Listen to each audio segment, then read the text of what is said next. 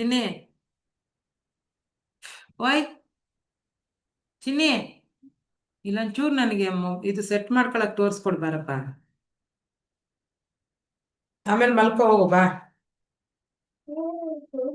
ನಾನು ಅಲ್ಲಿ ಹೆಂಗ್ ಕಾಣಿಸ್ತೀನಿ ನೋಡ್ಕೋಬೇಕು, ಕ್ಯಾಮರಾ ನೋಡಕ್ ಗೊತ್ತಾಗ್ತಿಲ್ಲ ಯಾವುದು.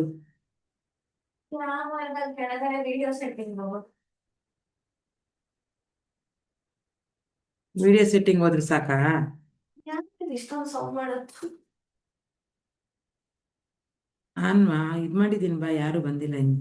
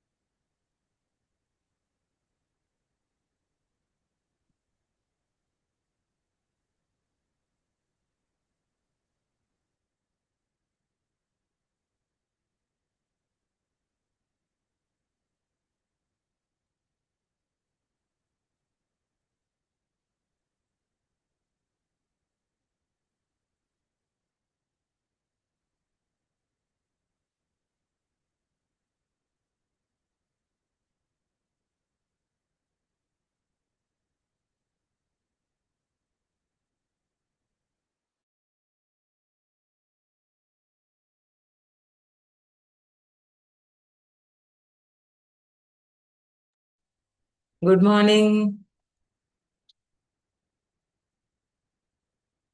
ಬಹುಶಃ ಇವತ್ತಿನ್ನು ನಿದ್ದೆ very good morning. Good morning. Good morning sir, Sridhar sir. Good morning sir. Good morning madam, ಎಲ್ಲರಿಗೂ ಗುಡ್ ಮಾರ್ನಿಂಗ್, ಶುಭೋದಯ. ಶುಭೋದಯ. ಬಹುಶಃ ಇನ್ನೂ ಸುಮಾರು ಜನಕ್ಕೆ ಇವತ್ತು ನಿದ್ದೆ ಬಿಟ್ಟಿಲ್ಲ ಕಾಣುತ್ತೆ. Girijamba madam, good morning.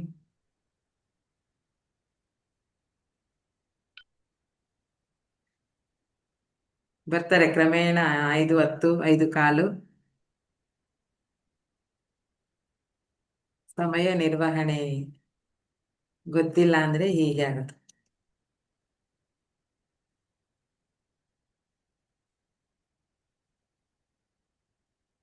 ಚಂದ್ರ ಸರ್ ಹೇಗಿತ್ತು?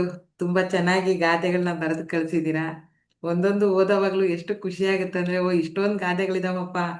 ನನಗೆ ಒಂದು 15-20 ಗೊತ್ತಿತ್ತು, ನೀವು ನೋಡಿದ್ರೆ ಎಷ್ಟು, 50 ಎಷ್ಟೋ ಬರ್ದಿದ್ದೀರಲ್ಲ. ಕೆಲ್ಸದ 53. ಕೆಲ್ಸದ ಮಧ್ಯೆ ಅಷ್ಟೊಂದು ಸಮಯ ಮಾಡ್ಕೊಂಡಿದ್ ಸಾಕು ಮಾರ್ರೆ ನೀವು. Very good. ಖುಷಿ ಆಯ್ತು ನೋಡಿ. ನನಗೆ ಗೊತ್ತಿದೆ ಥ್ಯಾಂಕ್ ಯು ಮೇಡಮ್, ಎಷ್ಟೊಂದು ಥ್ಯಾಂಕ್ ಯು. ಗಾದೆ ಇತ್ತು. ಬರಿಬೇಕಾದ್ರೆ ಮನ್ಸಿಗೆ ಏನೋ ಒಂಥರ ಥ್ರಿಲ್ ಅಲ್ಲ, ಮೆದುಳಿಗೊಂಥರ ಹೌದು ಮೇಡಮ್, ಹೌದು. ಮೆದುಳಿಗೊಂಥರ ಕೆಲಸ ಕೊಟ್ಟಂಗಾಯ್ತು.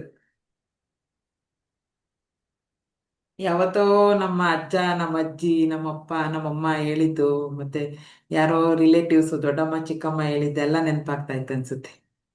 ಓ ಅವ್ರಂಗಂತ ಇದ್ರು, ಇವ್ರಿಂಗ. ಈ ಗಾದೆ ಮುಖಾಂತರ ಎಷ್ಟೊಂದ್ ಜನ ನೆನ್ಪು ಮಾಡ್ಕೊಂಡಿಲ್ವಾ ನೀವು? ಹೌದು ಮೇಡಮ್, ಅದ್ರಲ್ಲಿ ನಮ್ಮ ಅಮ್ಮ ಹೇಳಿದ್ದೆ ಜಾಸ್ತಿ ಇತ್ತು. ಹಾ, ಸುನಂದ ಮೇಡಮ್ ಅಂತೂ ಬುಕ್ಕಲ್ಲೇ ಬರ್ದ್ಬಿಟ್ಟಿದ್ದಾರೆ, ನಮ್ ತಾಯಿ ನೆನಪು ಬರ್ತಾ ಇದೆ, ನಮ್ ತಾಯಿ ಗಾದೆ ಜಾಸ್ತಿ ಹೇಳ್ತಾ ಇದ್ರು ಅಂತ.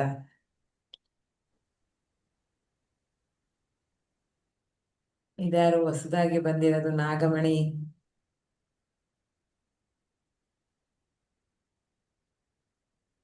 ನಾಗಮಣಿಯವರೇ, good Ashwath Narayan sir morning. ಇರ್ಬೇಕು ಮೇಡಮ್. ಹೌದಾ? ಅಶ್ವಥ್ ಸರ್ ಅದು? Ashwath sir good morning. ಅನ್ಸುತ್ತೆ ಮೇಡಮ್. ನಾಗಮಣಿ ಅಂತಿದೆ. ಓಕೆ, ಕರೆಕ್ಟ್ 5 ಗಂಟೆಗೆ Yes, madam. ಬಂದ್ಬಿಟ್ರೆ. Very good morning, madam. Good morning. ಎಲ್ಲರ Very good morning. ಐದು Very good ಗಂಟೆಗೆ morning. ಬಂದ್ಬಿಟ್ರೆ ನಮ್ಗೆ ಸ್ವಲ್ಪ ಹ್ಮ್. ಜಾಸ್ತಿ ವಿಷಯ ಮಾತಾಡಕ್ಕೆ ಅಥವಾ ಇನ್ನೊಂದಷ್ಟು ಜ್ಞಾನ ಪಡ್ಕೊಳಕ್ಕೆ ಈಸಿ ಆಗುತ್ತಲ್ವಾ? 5:15. ನೀವು ಗಾದೆ ಬರೀಲಿಲ್ವಾ ಇಲ್ಲ, ಅಶ್ವಥ್ ಸರ್? ಟೈಮ್ ಸಿಕ್ಕಿಲ್ಲ. ಮೇಡಮ್ ಇಲ್ಲ, ನಾನು ನಿನ್ನೆ ಬರಲಿಲ್ಲ. ಓಕೆ, ಈಗ ಬರ್ದು. ಸರ್ ಚಂದ್ರ ಸರ್, ಅದನ್ನ ಅನ್ಲಾಕ್ ಯುವರ್ ಮೈಂಡಿಗೆ ಹಾಕಿ ಆಯ್ತಾ ನೀವು? ನಾನು ಕೂಡ ನೋಡ್ಲಿಲ್ಲ, ಎಲ್ಲರೂ ಸ್ವರ ವಿಜ್ಞಾನ ಬ್ಯಾಚ್ ಅಲ್ಲಿ ಹಾಕ್ಬಿಟ್ಟಿದ್ದೀರಾ. ಅನ್ಲಾಕ್ ಯುವರ್ ಮೈಂಡ್ಗೆ ಹಾಕಿ. ಮೇಡಮ್ ಅದು ಮಾಡಕ್ಕಲ್ಲ, ಅಡ್ಮಿನ್ ಗಳು ಮಾತ್ರ ಮಾಡಕ್ ಮೇಡಮ್ ಮೆಸೇಜ್. ಬಟ್ ನಮ್ಗೆ ಆಗಲ್ಲ ಅದ್ರಲ್ಲಿ ಓ, ಹಾಕಕ್, ಅದಕ್ಕೆ ಅಡ್ಮಿನ್ಸ್, ಹಾಕಿಲ್ಲ. ಓನ್ಲಿ ಅಡ್ಮಿನ್ಸ್ ಅಲ್ವಾ? Okay okay. ಹಾ, ಇವತ್ತು ನಾನು ಅದನ್ನ ಓಪನ್ ಮಾಡ್ತೀನಿ, ಎಲ್ಲರಿಗೂ ಹಾಕೋ ಥರ 1 hour ನಾನು ನಿಮ್ಗೆ ಹೇಳ್ತೀನಿ ಯಾವಾಗಂತ. ಮೀಟಿಂಗ್ ಮುಗಿದ್ಮೇಲೆ ಅಡ್ಮಿನ್ ನಾನು ತೆಗಿತೀನಿ 1 ಗಂಟೆಗಳ ಕಾಲ, ಅವಾಗ ಹಾಕಿ ಎಲ್ಲರಿಗೂ ಹೇಳ್ಬಿಡ್ತೀನಿ ಹಾಗೇನು. ಅಂದ್ರೆ ಅಲ್ಲಿ ಇನ್ನೂ ಬೇರೆ ಹೊಸಬ್ರಿದಾರಲ್ವಾ, ಅವರಿಗೆ ಸ್ವಲ್ಪ ಓ ಏನೋ ಆಕ್ಟಿವಿಟೀಸ್ ಮಾಡಿಸ್ತಾ ಇದ್ದಾರೆ ಇವರು ಅಂತ ಗೊತ್ತಾಗ್ಲಿ ಅಂತ ಅಷ್ಟೇ. ಕೆಲವ್ರಿಗೆ ಏನ್ ಮಾಡ್ತಾರೆ ಇವರು ಬೆಳಿಗ್ಗೆ ಎದ್ದು ಅಂತ ಹೌದು. ನೆಗ್ಲಿಜೆನ್ಸಿನೇ ಇರುತ್ತೆ ತುಂಬಾ ಜನಕ್ಕೆ. ಯಾಕಂದ್ರೆ ಗೊತ್ತಿಲ್ಲ ಅಲ್ವಾ ಪಾಪ ಅವ್ರಿಗೆ, ಏನೋ ಬಿಡು, ಏನೋ ಎದ್ದು ಏನೋ ಒಂದು ಇದ್ ಮಾಡ್ತಾರೆ ಅಂತ ಅನ್ಕೊಂಡಿರ್ತಾರೆ. ಬಟ್ ನಮ್ಮ ಮೆದುಳನ್ನ ನಾವು ಯಾವ ರೀತಿ ಆಕ್ಟಿವೇಟ್ ಮಾಡ್ಕೋತಾ ಇದೀವಿ, ನಮ್ಮ ಮನಸ್ಥಿತಿನ ಹೆಂಗ್ ಚೇಂಜ್ ಮಾಡ್ಕೋತಿದೀವಿ ಅಂತ. ಅದರಲ್ಲಿ ನಾನು ಒಂದಷ್ಟು ಸೆಲೆಕ್ಟ್ ಮಾಡಿ ಬರ್ಕೊಂಡಿದ್ದೀನಿ. ನನಗ್ ಗೊತ್ತಿದ್ದಕ್ಕಿಂತ ಜಾಸ್ತಿ ಗಾದೆಗಳು. ಶುಭಾ ಮೇಡಮ್ ಅಂತೂ 4 ಪೇಜ್ ಬರ್ದಾಕಿದ್ದೀರಾ madam, thank you so much. ಎಷ್ಟು ಶ್ರದ್ಧೆ. ಅವರು ಆ ಕಡೆ ಉಡುಪಿ ಕಡೆ, ಈ ಕಡೆ ಎಲ್ಲಾ ಕಡೆದು ಸೇರಿಸಿ ಆಲ್ ಓವರ್ ಕರ್ನಾಟಕದ್ದೇ ಬರ್ದ್ಬಿಟ್ಟಿದ್ದಾರೆ ಅವರು. Thank you. ತುಂಬಾ ಚೆನ್ನಾಗಿ ಬರ್ದಿದ್ದೀರಾ. ಮತ್ತೆ ಥ್ಯಾಂಕ್ ಯು ನಿಮ್ಮ ಮೇಡಮ್. ನಿಮ್ಮ ಅಕ್ಷರ ಕೂಡ ತುಂಬಾ ಮುದ್ದಾಗಿದೆ ಮೇಡಮ್. Thank you madam. ನಮ್ನ ಹ್ಯಾಂಡ್ ರೈಟಿಂಗ್ ಅಷ್ಟು ಚೆನ್ನಾಗಿಲ್ಲ. ನಾನು ಬರೆಯೋದಂದ್ರೆ ನಂಗೆ ಸ್ವಲ್ಪ ಉದಾಸೀನ. ಈಗ ಅಫರ್ಮೇಶನ್ ಬರೆಯಕ್ ಸ್ಟಾರ್ಟ್ ಆದ್ಮೇಲೆ ಬರಿತಾ ಇದ್ದೀನಿ. ಸ್ಕೂಲು ಕಾಲೇಜುಗಳಲ್ಲಿ ನಾನು ಒಂದೇ ಒಂದು ದಿವಸನೂ ನೋಟ್ಸ್ ಬರ್ದಿಲ್ಲ ಅಂತ ಸೋಂಬೇರಿ ನಾನು. ನೋಟ್ಸ್ ಬರೆಯೋದಂದ್ರೆ ನನಗೆ ಅಲರ್ಜಿ. ಓದೋದು ಎಷ್ಟಾದ್ರೂ ಓದ್ತಾ ಇದ್ದೆ, ಬಟ್ ಬರೆಯೋದು ತುಂಬಾ ಬೋರ್. ಹಾಗಾಗಿ ಹ್ಯಾಂಡ್ ರೈಟಿಂಗ್ ಇಂಪ್ರೂವ್ ಆಗಿಲ್ಲ. ನೀವು ತುಂಬಾ ಚೆನ್ನಾಗಿ ಬರ್ದಿದ್ದೀರಾ, ನೀಟಾಗಿ. ಥ್ಯಾಂಕ್ ಯು ಬರೀತೀವಿ ಅಂದ ಮ್ಯಾಮ್. ತಕ್ಷಣ ಎಲ್ಲವೂ ಕೌಂಟ್ ಆಗುತ್ತೆ. ಹ್ಯಾಂಡ್ ರೈಟಿಂಗ್ ಕೌಂಟ್ ಆಗುತ್ತೆ, ನೀಟ್ನೆಸ್ ಕೌಂಟ್ ಆಗುತ್ತೆ, ಕಾಮ ಪುಲಿ ಸ್ಟಾಪು, ಬೇರೆಯವರಿಗೆ ಅದು ನೀಟಾಗಿ ಅರ್ಥ ಆಗೋದು ಎಲ್ಲವೂ ಕೌಂಟ್ ಆಗುತ್ತೆ. ಈಗ ನಿಮ್ಗೆಲ್ಲ ನನ್ನ ಕಡೆಯಿಂದ ಒಂದು 3 to 4 ಡೇಸಲ್ಲಿ ಒಂದು ಮೆಮೊರಬಲ್ ಗಿಫ್ಟ್ ಬರುತ್ತೆ. 20 ನಂಬರ್ಗಿಂತ ಯಾರು ಜಾಸ್ತಿ ಬರೀತಾರೆ ಅವ್ರಿಗೆ ಕೊಡ್ತೀನಿ ಅಂತ ಹೇಳಿದ್ದೆ. ನನ್ನ ಕಡೆಯಿಂದ ಒಂದು ಸ್ವೀಟ್ ಮೆಮೊರೇಬಲ್ ಗಿಫ್ಟ್ ಬರುತ್ತೆ ನಿಮಗೆ. ಅದರಿಂದ ನಿಮ್ಮ ಆಲೋಚನೆಗಳು ಚೇಂಜ್ ಆದರೂ ಆಗ್ಬೋದು, ಹೇಳಕ್ ಬರಲ್ಲ. ಅದನ್ನ ನೀವು ಹೇಗೆ ತಗೋತೀರೋ ಹಾಗೆ. ಗಿರಿಜಾಂಬ ಮೇಡಮ್ ನೋಡಿ, ಅವ್ರು ಎಷ್ಟು ಬ್ಯುಸಿ ಇರ್ತಾರೆ. ಅಂಥದ್ರಲ್ಲೂ ಪಾಪ ಮಧ್ಯಾಹ್ನ ಬರ್ದಿದ್ದಾರೆ. ಅವರು ಹಾಸ್ಟೆಲ್ ನಡೆಸ್ತಾ ಇದ್ದಾರೆ. ಬೆಳಗ್ಗೆ ತಿಂಡಿ, ಮಧ್ಯಾಹ್ನ ಊಟ, ಸಂಜೆ ಸ್ನ್ಯಾಕ್ಸು, ರಾತ್ರಿ ಊಟ, ಅದ್ರ ಜೊತೆಲಿ ಬೇರೆ ಕ್ಯಾಟ್ರಿಂಗು ಕೂಡ ತಗೊಂಡು ಮಾಡ್ತಾ ಇರ್ತಾರೆ ಅವರು. ಪಾಪ ಅವ್ರಿಗೆ ಒರ್ಸ್ಕೊಳಕ್ ಪುರ್ಸೋತಿಲ್ಲ ಅಂತಾರಲ್ಲ, ಅಷ್ಟು ಬ್ಯುಸಿ. ಅದ್ರಲ್ಲೂ ಅವ್ರ ಡೆಡಿಕೇಶನ್ ನನ್ಗೆ ತುಂಬಾ ಇಷ್ಟ ಆಯ್ತು. ಮೇಡಮ್ ಮಧ್ಯಾಹ್ನ ಆಗೋಗಿದೆ, ಬರಿಬೋದಾ ಅಂತ ಮೆಸೇಜ್ ಹಾಕಿದ್ರು. ಬರೀರಿ ಬರೀರಿ, ರಾತ್ರಿ 9 ಗಂಟೆವರೆಗೂ ಟೈಮ್ ಇದೆ ಅಂದೆ. ಸೊ ಪಾಪ ಮಧ್ಯಾಹ್ನ ಬರೆದು ಹಾಕಿದ್ದಾರೆ. Thank you madam. Girija madam, ಸ್ವಲ್ಪ ಏನು ಡಿಫ್ರೆಂಟ್ ಆಗಿ ಬರ್ದಿದ್ದೀರಪ್ಪ ನೀವೆಲ್ಲ. ಬೇರೆ ಗಾದೆಗಳಿಗಿಂತ ಸ್ವಲ್ಪ ಡಿಫ್ರೆಂಟ್ ಆಗಿ ಬರ್ದಿದ್ದೀರಾ. ಬಹುಶಃ ಮೈಸೂರು ಕಡೆ ಎಲ್ಲ ಆ ಗಾದೆಗಳಿದಾವೆ ಅನ್ಸುತ್ತೆ. ನಾನು ಹೊಸದಾಗಿ ಓದಿದ್ದವನ್ನೆಲ್ಲ. Thank you. ಸುನಂದ ಮೇಡಮ್ ಇನ್ನೂ ಬಂದಿಲ್ಲ.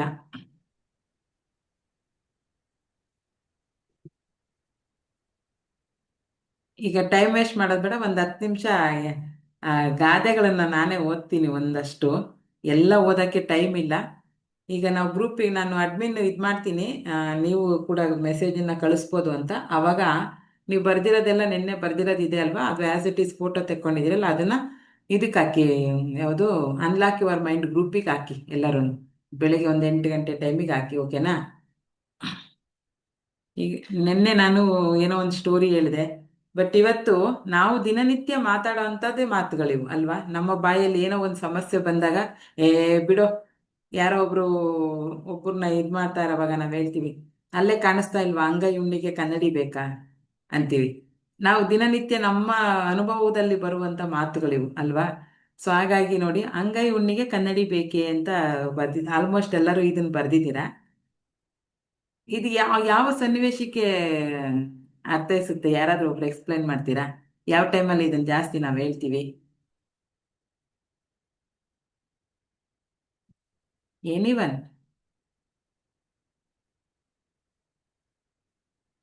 ಈ ಗಾದೆಗಳನ್ನ ಅಳವಡಿಸ್ಕೊಂಡ್ಬಿಟ್ರೆ ನಮ್ದು ಅರ್ಧ ಜೀವನ ಸರಿ ಹೋಗ್ಬಿಡುತ್ತೆ. ತಾಳಿದವನು ಬಾಳಿಯಾನು, ಇದಂತೂ ಎಲ್ರಿಗೂ ಬೇಕು. ನನಗೂ ಸೇರಿಸಿ, ನಿಮಗೂ ಸೇರಿಸಿ, ನಮ್ಮ ಮನೇಲಿ ಇರೋರಿಗೆ, ಅಕ್ಕಪಕ್ಕ ಇರೋರಿಗೆ ಎಲ್ರಿಗೂ ಬೇಕು ಇದು. ತಾಳಿದವನು ಬಾಳಿಯಾನು. ನಾವೆಷ್ಟು ತಾಳ್ಮೆ ತಗೋತೀವಿ, ಅಷ್ಟೇ ನಮ್ಮ ಬಾಳಲ್ಲಿ ಸುಖ, ಶಾಂತಿ, ನೆಮ್ಮದಿ, ಸಮೃದ್ಧಿ ಬರುತ್ತೆ. ನಾವು ಕೋಪ ಮಾಡ್ಕೊಂಡು ಅಥವಾ ಬೇಜಾರು ಮಾಡ್ಕೊಂಡು ಯಾರೋ ಒಬ್ರಿಗೆ ಹರ್ಟ್ ಮಾಡೋದು, ಅದು ವಿಷಯ ಏನು ಅಂತ ನಾವು ಕರೆಕ್ಟಾಗಿ ಕ್ಲಾರಿಟಿ ತಗೊಳ್ದೆ ಬೇರೆಯವರಿಗೆ ಮಾತಾಡಿದ್ರೆ, ಅಲ್ಲಿ ಒಂದು ರಿಲೇಶನ್ಶಿಪ್ ಕೂಡ ಕಟ್ ಆಗುತ್ತೆ. ಅಲ್ಲಿಂದ ದ್ವೇಷ ಕೂಡ ಸ್ಟಾರ್ಟ್ ಆಗುತ್ತೆ. ಹಾಗೆ ಏನ್ ಬೇಕಾದ್ರೂ ಆಗ್ಬೋದು. ಸೊ ಹಾಗಾಗಿ ನಾವೆಷ್ಟು ತಾಳ್ಮೆ ತಗೋತೀವಿ ಅಷ್ಟು ನಮ್ಗೆ ಒಳ್ಳೇದು. ತಾಳಿದವನು ಬಾಳಿಯ. ನೋಡಿ, ಎಲ್ಲ ನಮ್ಮ ಕೈಯಲ್ಲೇ ಇದೆ, ನಮ್ಮ ತಲೆನಲ್ಲೇ ಇದೆ. ಆದ್ರೆ ಅದನ್ನ ನಾವು ಅಳವಡಿಸ್ಕೊತಾ ಇಲ್ಲ ಅಲ್ವಾ. ಎತ್ತಿಗೆ ಜ್ವರ ಬಂದ್ರೆ ಎಮ್ಮೆಗೆ ಬರೆ ಹಾಕಿದ್ರಂತೆ. ಇದು ನೋಡಿ ಎಷ್ಟು ಚೆನ್ನಾಗಿದೆ. ಯಾರೋ ಮಾಡಿದ ತಪ್ಪಿಗೆ ಇನ್ಯಾರೋ ಶಿಕ್ಷೆ ಅನುಭವಿಸ್ಬೇಕು. ತುಂಬಾ ಜನ, ಮ್ಯಾಕ್ಸಿಮಮ್, ನಾನು ಕೂಡ ನನ್ನ ಜೀವನದಲ್ಲಿ ಯಾರೋ ಮಾಡಿದ ತಪ್ಪು ಯಾರಿಗೋ ಹೆಲ್ಪ್ ಮಾಡಕ್ ಹೋಗಿ ಎಷ್ಟು ಸಫರ್ ಮಾಡಿದ್ದೀನಿ ಅಂದ್ರೆ, ಜೀವನನೇ ಸಾಕಪ್ಪ ಅನ್ನೋ ಲೆವೆಲಿಗೆ ನಾನು ಸಫರ್ ಮಾಡಿದ್ದೀನಿ. ಅಂದ್ರೆ ಯಾರೋ ಮಿಸ್ಟೇಕ್ ಮಾಡಿರ್ತಾರೆ, ಅಲ್ಲಿ ನಮ್ಮ ಪಾತ್ರವೇ ಇರೋದಿಲ್ಲ, ಬಟ್ ಅದ್ರ ಪರಿಣಾಮ ಪೂರ್ತಿ ನಮ್ಮ ಮೇಲೆ ಬಿದ್ದಿರುತ್ತೆ. ಇಂಥ ಸನ್ನಿವೇಶನ ನೀವ್ಯಾರಾದ್ರೂ ಫೇಸ್ ಮಾಡಿದ್ದೀರಾ? ನಿಮ್ಮ ತಪ್ಪೇ ಇರೋದಿಲ್ಲ, ಯಾರೋ ತಪ್ಪು ಮಾಡಿರ್ತಾರೆ, ನಿಮ್ಮ ಮನೆಯವರೋ, ನಿಮ್ಮ ಫ್ರೆಂಡ್ಸೋ, ನಿಮ್ಮ ಯಾರಾದ್ರೂ ಮಾಡಿರ್ತಾರೆ. ಬಟ್ ಅದ್ರದ್ದು ಎಫೆಕ್ಟ್ ನಿಮ್ಮ ಮೇಲೆ ಆಗ್ತಾ ಇರತ್ತೆ. ಈ ತರ ಯಾರಾದ್ರೂ ಫೇಸ್ ಮಾಡಿದ್ದೀರಾ?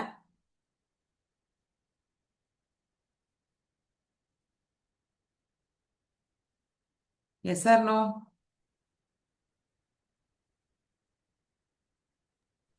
ಹೌದು ಮೇಡಮ್. ಅಲ್ವಾ? ಅವಾಗ ಎಂತ ಬೇಜಾರಾಗುತ್ತೆ ಅಲ್ವಾ. ನಾನ್ ತಪ್ಪು ಮಾಡಿದ್ರೆ ನನ್ಗೆ ಶಿಕ್ಷೆ ಕೊಟ್ರೆ ಓಕೆ, ಯಾರೋ ಮಾಡಿದ ತಪ್ಪಿಗೆ ನಾನ್ ಯಾಕೆ ಶಿಕ್ಷೆ ಅನುಭವಿಸ್ಬೇಕು? ತುಂಬಾ ಮನ್ಸಿಗೆ ನೋವಾಗುತ್ತೆ. ಇದು ಯಾವ ಕರ್ಮನಪ್ಪ ನಂದು, ಯಾಕಪ್ಪ ನನ್ಗೆ ಈ ತರ ಶಿಕ್ಷೆ ಕೊಡ್ತಾ ಇದೀಯಾ? ನಾನೇನ್ ತಪ್ಪು ಮಾಡಿದೀನಿ? ಯಾರೋ ತಪ್ಪು ಮಾಡಿದಿಕ್ಕೆ ನನಗೆ ಈ ತರ ಹಿಂಸೆ ಕೊಡ್ತಾ ಇದೆಯಲ್ಲ ಅಂತ ನಾವು ಎಷ್ಟೊಂದ್ಸರಿ ದೇವ್ರಿಗೇನೆ ನಾವು ಶಾಪ ಹಾಕ್ಬಿಟ್ಟಿದೀವಿ ಅಲ್ವಾ? ಅದು ನಮ್ಮ ಕರ್ಮದಲ್ಲಿರುತ್ತೆ.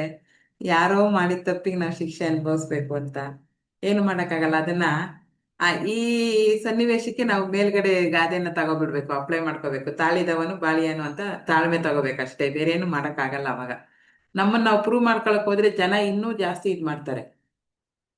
ಟೈಮ್ ಹೆಂಗಾಗುತ್ತೆ ಅಂದ್ರೆ ನಾನು ಮಾಡಿಲ್ಲ ಅಂತ ನೀವು ಅವ್ರಿಗೆ ಅರ್ಥ ಮಾಡ್ಸಕ್ ಹೋದ್ರೆ ಇನ್ನೂ ತಪ್ಪು ಅರ್ಥ ಮಾಡ್ಕೋತಾರೆ. ಅವಾಗ ಅವಾಗ ಯಾವ ಗಾದೆ ಬರ್ಬೇಕು?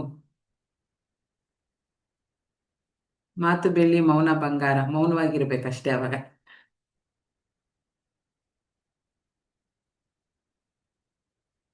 ಮಾಡೋದು ಅನಾಚಾರ, ಮನೆ ಮುಂದೆ ಬೃಂದಾವನ. ಸದ್ಯಕ್ಕೆ ನಾವು ನಮ್ಮಲ್ಲಿ ಯಾರು ಆ ಥರ ಇಲ್ಲ ಪಾಪ, ಎಲ್ಲ ಪ್ಯೂರ್ ಹಾರ್ಟೆಡ್ ಇದೀವಿ, ಒಳ್ಳೆ ಜನ ಇದೀವಿ ನಾವು. ಆ ಅನಾಚಾರ ಯಾರು ಮಾಡ್ತಾ ಇಲ್ಲ, ಎಲ್ಲರೂ ಕಷ್ಟಪಟ್ಟು ದುಡಿತಾ ಇದ್ದೀವಿ, ಎಲ್ಲರೂ ಒಳ್ಳೆ ಮನಸ್ಸಿಂದ ಕೆಲಸವನ್ನ ಮಾಡ್ತಾ ಇದ್ದೀವಿ. ದೈಹಿಕ ಶ್ರಮ ಇರ್ಬೋದು, ಮಾನಸಿಕ ಶ್ರಮ ಇರ್ಬೋದು, ನಮ್ಮಲ್ಲಿ ನಾನು ನೋಡ್ದ ಹಾಗೆ ಯಾರು ಆ ಥರ ಇಲ್ಲ. ಸೊ ಹಾಗಾಗಿ ಈ ಗಾದೆ ನಮಗೆ ಅನ್ವಯಿಸೋದಿಲ್ಲ. ನಾವು ಇದನ್ನ ಔಟ್ ಆಫ್ ದಿ ಲಿಸ್ಟ್ ಅಂತ ಇಟ್ಬಿಡೋಣ, ಹೊರಗಡೆ ತೆಗೆದ್ಬಿಡೋಣ. ಈ ಗಾದೆ ನಮಗೆ ಬೇಡ. ಅಹಂಕಾರಕ್ಕೆ ಉದಾಸೀನವೇ ಮದ್ದು.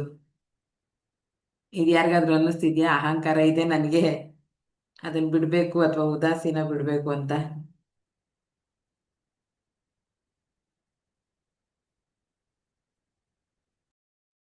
ಸಣ್ಣ ಹನಿಗಳು ದೊಡ್ಡ ಸಾಗರವಾಗುತ್ತದೆ.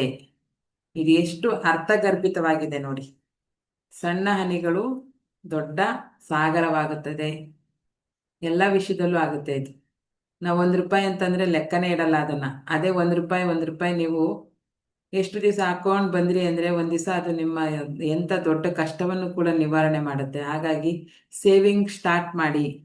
ಹಣದ ವಿಷಯ ಬಂದಾಗ ನಾನು ಯಾವ ತರ ಟೆಕ್ನಿಕಲಿ ಸೇವ್ ಮಾಡಬೇಕು, 6 ಮಂತ್ ಸೇವ್ ಮಾಡ್ಬೇಕು ಅಥವಾ 1 ಇಯರ್ ಸೇವ್ ಮಾಡೋದ್ರಿಂದ ನಿಮ್ಗೆ ಎಷ್ಟು ಉಳಿತಾಯ ಆಗುತ್ತೆ, ಅದರಿಂದ ಇನ್ನೊಂದು ಸಾಲವನ್ನು ಹೇಗೆ ತೀರ್ಸೋದು ನಿಮ್ಗೆ ಗೊತ್ತಿಲ್ಲದೆ ನಿಮ್ಮ ಹತ್ರ ಲಕ್ಷಗಟ್ಟಲೆ ಉಳಿತಾಯ ಆಗುತ್ತೆ. ಅದು ಯಾವ ತರ ಮಾಡ್ಬೇಕು ಅಂತ ಹಣದ ವಿಷಯನೇ 1 ವಾರ ಮಾತಾಡ್ತೀನಲ್ಲ, ಅವಾಗ ನಿಮ್ಗೆ ಹಣದ ಮ್ಯಾನಿಫೆಸ್ಟೇಷನ್ ಬಗ್ಗೆ ಮಾತಾಡುವಾಗ ಹೇಳ್ಕೊಟ್ಬಿಟ್ಟು ₹1 ಡೈಲಿ ನಂದಲ್ಲ ಇದು ಅಂತ ನೀವು ತೆಗ್ದಿಡೋದ್ರಿಂದ ಎಷ್ಟು ನಿಮ್ಗೆ ಉಪಯೋಗ ಆಗುತ್ತೆ ಅಂತ ನಾನು ಪ್ರಾಕ್ಟಿಕಲ್ ಆಗಿ ನಿಮ್ಗೆ ಮಾಡಿಸ್ತೀನಿ. ಅಥವಾ ಸೇವಿಂಗ್ ಕಡೆ ಗಮನ ಕೊಡಿ. ಅಯ್ಯೋ ₹1 ಸೇವ್ ಮಾಡಿದ್ರೆ ಏನಪ್ಪ ಆಗುತ್ತೆ ಅಂತ ಅನ್ಕೋಬಹುದು ನೀವು, ಬಟ್ ಅದು ನಿಮ್ಗೆ ದೊಡ್ಡದೊಂದು ಮಹತ್ತರವಾದ ತಿರುವೇ ಕೊಡುತ್ತೆ, ನಮಗ್ ಗೊತ್ತಿರಲ್ಲ.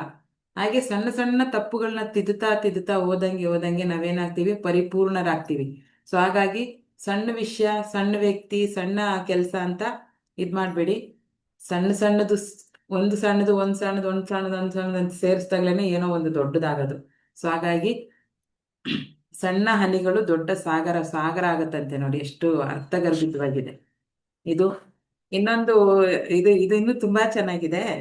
ಯಾರಾದ್ರೂ ನೀನ್ ಚೆನ್ನಾಗಿಲ್ಲ, ನೋಡಕ್ ಹಂಗಿದ್ಯಾ, ಮೂಗ್ ದಪ್ಪ, ತುಟಿ ದಪ್ಪ, ಕೆನ್ನೆ ದಪ್ಪ, ಕಪ್ಪುಗಿದ್ಯಾ, ಕುಳ್ಳುಕ್ಕಿದ್ಯಾ, ತಪ್ಪಕ್ಕಿದ್ಯಾ ಅಂತ ಅನ್ಸಿದ್ರೆ ಈ ಒಂದು ಗಾದೆನ ನೆನ್ಪು ಮಾಡ್ಕೊಳ್ಳಿ. ಹೆತ್ತ ತಾಯಿಗೆ ಯಜ್ಞ ಮುದ್ದಂತೆ. ಯಾರಿಗಿಷ್ಟ ಆಗ್ಲಿ ಬಿಡ್ಲಿ, ಡೋಂಟ್ ಕೇರ್. ನಿಮ್ಗೆ ಜನ್ಮ ಕೊಟ್ಟಂತ ತಾಯಿಗೆ ನೀವ್ ಹೆಂಗಿದ್ರು ಇಷ್ಟನೇ. ಅವ್ರು ನಿಮ್ಮನ್ನ ನೀವ್ ಹೆಂಗಿದ್ರು ತಪ್ಕೋತಾರೆ, ಅಪ್ಕೋತಾರೆ, ಮುದ್ದಾಡ್ತಾರೆ. ಅಲ್ಲಿ ಸಿಗುವಂತ ಸ್ವರ್ಗ ಸುಖ ಬೇರೆ ಎಲ್ಲರೂ ಸಿಗುತ್ತಾ? ತಾಯಿ ಮಡಿಲಲ್ಲಿ ಸಿಗುವಂಥದ್ದು. ಸರಿ, ನನಗೆ ತಾಯಿ ಇಲ್ಲ, 2 ವರ್ಷದಿಂದ ಕಳ್ಕೊಂಡಿದ್ದೀನಿ, ಅದು ಇವಾಗ ನನಗೆ ಫೀಲ್ ಆಗ್ತಾ ಇದೆ. ಎಷ್ಟು ಚೆನ್ನಾಗಿದೆ ನೋಡಿ. ಬೇರೆಯವರು ನಿಮ್ಮನ್ನ ನೋಡಿ ಸರ್ಟಿಫೈಡ್ ಮಾಡ್ಬೇಕಾಗಿಲ್ಲ. ನಿಮ್ಮ ಬಾಹ್ಯ ಸೌಂದರ್ಯದ ಬಗ್ಗೆ ಯಾರಾದ್ರೂ ಮಾತಾಡಿದಾಗ ನೀವು ನಿಮ್ಮ ತಾಯಿನ ನೆನಪಿಸ್ಕೊಳ್ಳಿ. ಎಷ್ಟು ನಿಮ್ಮನ್ನ ಪ್ರೀತಿಸ್ತಾ ಇದ್ರು, ಎಷ್ಟು ನಿಮ್ಮನ್ನ ಮುದ್ದಾಡ್ತಿದ್ರು. ನೀವ್ ಹೆಂಗಾರ ಇರಿ, ಅವ್ರಿಗೆ ಎಷ್ಟು ನಿಮ್ಮನ್ನ ನೋಡಿ, ಕುಳ್ಳುಕ್ಕಿರ್ಲಿ, ದಪ್ಪಕ್ಕಿರ್ಲಿ, ಗಲೀಜಾಗಿರ್ಲಿ, ಆದ್ರೂ ಆ ಪ್ರೀತಿ ಆಲಂಗನ ಹಿಂಗ್ ತಪ್ಕೊಂಡು ನಿಮ್ಮನ್ನ ಮುದ್ದಾಡ್ತಾರಲ್ಲ, ಅದ್ರ ಮುಂದೆ ಈ ಮಾತುಗಳೆಲ್ಲ ಕ್ಷಣಿಕ ಆಗೋಗ್ಬಿಡ್ತವೆ. ಸೊ ಹಾಗಾಗಿ ಯಾರಾದ್ರೂ ನೀವು ಚೆನ್ನಾಗಿಲ್ಲ ಅಂತ ಬಾಡಿ ಶೇಮಿಂಗ್ ಮಾಡಿದ್ರೆ ತಲೆಗೆ ಹಾಕೋಬೇಡಿ. ನಿಮ್ ತಾಯಿ ನೆನ್ಪು ಮಾಡ್ಕೊಳ್ಳಿ. ಆ ಟೈಮಲ್ಲಿ ಯಾವ ತಾಯಿನೂ ತನ್ನ ಮಕ್ಕಳು ಚೆನ್ನಾಗಿಲ್ಲ ಅಂತ ಎಲ್ಲೂ ಹೇಳಿಲ್ಲ. ಅವರಲ್ಲಿರೋ ಪಾಸಿಟಿವ್ ವಿಷಯನೇ ಹೇಳ್ತಾರೆ. ನನ್ನ ಮಗಳು ಹಿಂಗೆ ಚೆನ್ನಾಗಿ ಓದ್ತಾಳೆ, ನನ್ನ ಮಗಳು ಚೆನ್ನಾಗಿ ಕಾಣಿಸ್ತಾಳೆ, ನನ್ನ ಮಗಳು ನನಗಿಂತ ಚೆನ್ನಾಗಿದ್ದಾಳೆ. ತಾಯಿ ಎಷ್ಟೇ ಸುಂದರವಾಗಿದ್ರು ಅವ್ರ ಮಕ್ಳನ್ನೇ ಅವರು ಚೆನ್ನಾಗಿದ್ದಾರೆ ಅಂತ ಹೇಳ್ತಾರೆ. ಸೊ ಹಾಗಾಗಿ ಈ ವಿಷಯ ಬಂದಾಗ ಯಾರಾದ್ರೂ ನಿಮ್ಗೆ ದೇಹದ ಬಗ್ಗೆ ನಿಮ್ಗೆ ಯಾರು ಹರ್ಟ್ ಮಾಡಿದ್ರೆ ದಯವಿಟ್ಟು ಆ ಟೈಮಲ್ಲಿ ನಿಮ್ಮ ತಾಯಿ ನೆನ್ಪು ಮಾಡ್ಕೊಳ್ಳಿ. ನಿಮ್ಮ ತಾಯಿ ನಿಮ್ಗೆ ಕೊಡ್ತಿದ್ದ ಪ್ರೀತಿ, ನಿಮ್ಮ ತಾಯಿ ನಿಮ್ಗೆ ಕೊಡ್ತಾ ಇದ್ದ ನಿಸ್ವಾರ್ಥ ಸೇವೆ, ಅದ್ರ ಮುಂದೆ ಈ ಮಾತು ಏನೇನೂ ಅಲ್ಲ. ಆ ತರ ಬದುಕಿ ನೀವು, ಓಕೆನಾ? ಗಾಳಿ ಬಂದ್ ಕಡೆ ತೂರ್ಕೊ.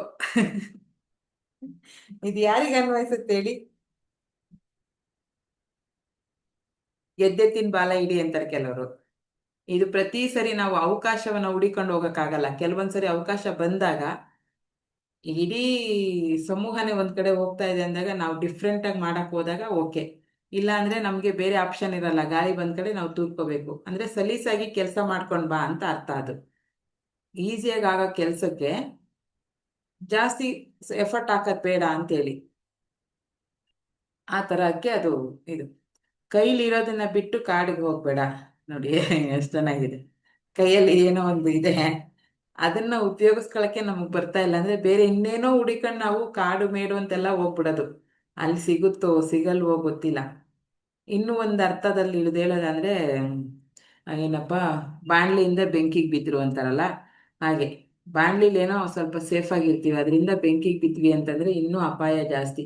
ಈಗ ನಾವಿರುವಂತ ಜಾಗದಲ್ಲಿ ಕೆಲವ್ರಿಗೆ ಅದೇನೇ ಮನೆ ಇರ್ಬೋದು, ಶಾಪ್ ಇರ್ಬೋದು, ಏನು ಒಂದು ಕೆಲ್ಸದ ಆಫೀಸ್ ಇರ್ಬೋದು, ಕೆಲವೊಬ್ಬರಿಗೆ ಹಿಂಸೆ ಅನ್ನಿಸ್ತಿರುತ್ತೆ. ತುಂಬಾ ಹಿಂಸೆ ಆದಾಗ ಆಗದೇ ಇಲ್ಲ ಅಂತಂದಾಗ ಲೀವ್ ಇಟ್. ಅದನ್ನ ಅಲ್ಲಿಂದ ನಾವು ಹೊರಗೆ ಬರಲೇಬೇಕು. ಸಣ್ಣ ಸಣ್ಣ ವಿಷಯಗಳಿಗೆ ನಿಮ್ಗೆ ಬೇಜಾರಾಗ್ತಾ ಇದೆ ಅಂತಂದ್ರೆ ಆ ಜಾಗವನ್ನ ಬಿಟ್ಟು ನೀವು ಇನ್ನೊಂದು ಜಾಗಕ್ಕೆ ಹೋದ್ರೆ ಅಲ್ಲೂ ಆ ಸಮಸ್ಯೆ ಇರಲ್ಲ ಅಂತ ಏನ್ ಗ್ಯಾರಂಟಿ? ಅಲ್ಲೂ ಕೂಡ ಇರುತ್ತೆ, ಅಲ್ಲೂ ಫೇಸ್ ಮಾಡ್ಬೇಕಲ್ವಾ? ಅದ್ರ ಬದಲು ಆಲ್ರೆಡಿ ಈಗ ಬಂದ್ಬಿಟ್ಟಿದೀವಿ, ಇಲ್ಲೇ ಫೇಸ್ ಮಾಡಿ ಇಲ್ಲೇ ಬೆಳೆಯೋಣ. ಆ ಸ್ಥಿರತೆ ನಾವು ಇಟ್ಕೊಳ್ಳೋದು ತುಂಬಾ ಒಳ್ಳೇದು. ಹಂಗಾಗಿ ಒಂದೊಂದು ಜಾಗದಿಂದ ಇಲ್ಲಾಗಲ್ಲ ಅಲ್ಲಾಗಲ್ಲ ಅಲ್ಲಾಗಲ್ಲ ಅಂತ ಚೇಂಜ್ ಮಾಡ್ತಾ ಇದ್ರೆ ನಮ್ಮ ಮನಸ್ಥಿತಿ ಒಂದು ಕಡೆ ಇಟ್ಟು ನಾವು ಸಾಧನೆ ಮಾಡೋಕ್ಕೆ ಕಷ್ಟ ಆಗುತ್ತೆ. ಸೊ ಹಾಗಾಗಿ ಅಟ್ ಪ್ರೆಸೆಂಟ್ ನಮ್ಮ ಸುತ್ತಮುತ್ತ ಏನಿದೆ ಅದನ್ನ ಉಪಯೋಗಿಸ್ಕೊಂಡು ನಾವು ಬದುಕೋದನ್ನ ಕಲಿಬೇಕು. ಬುದ್ಧಿವಂತಿಕೆನಲ್ಲಿ ಅಳವಡಿಸ್ಕೋಬೇಕು ಅಲ್ವಾ? ಮತ್ತೆ ಯಾಕೋ ಇವತ್ತು ಎದ್ದಿಲ್ವಲ್ಲ, ಎಲ್ಲ ಮಲ್ಕೊಂಡ್ಬಿಟ್ಟಿದಾರಲ್ಲ.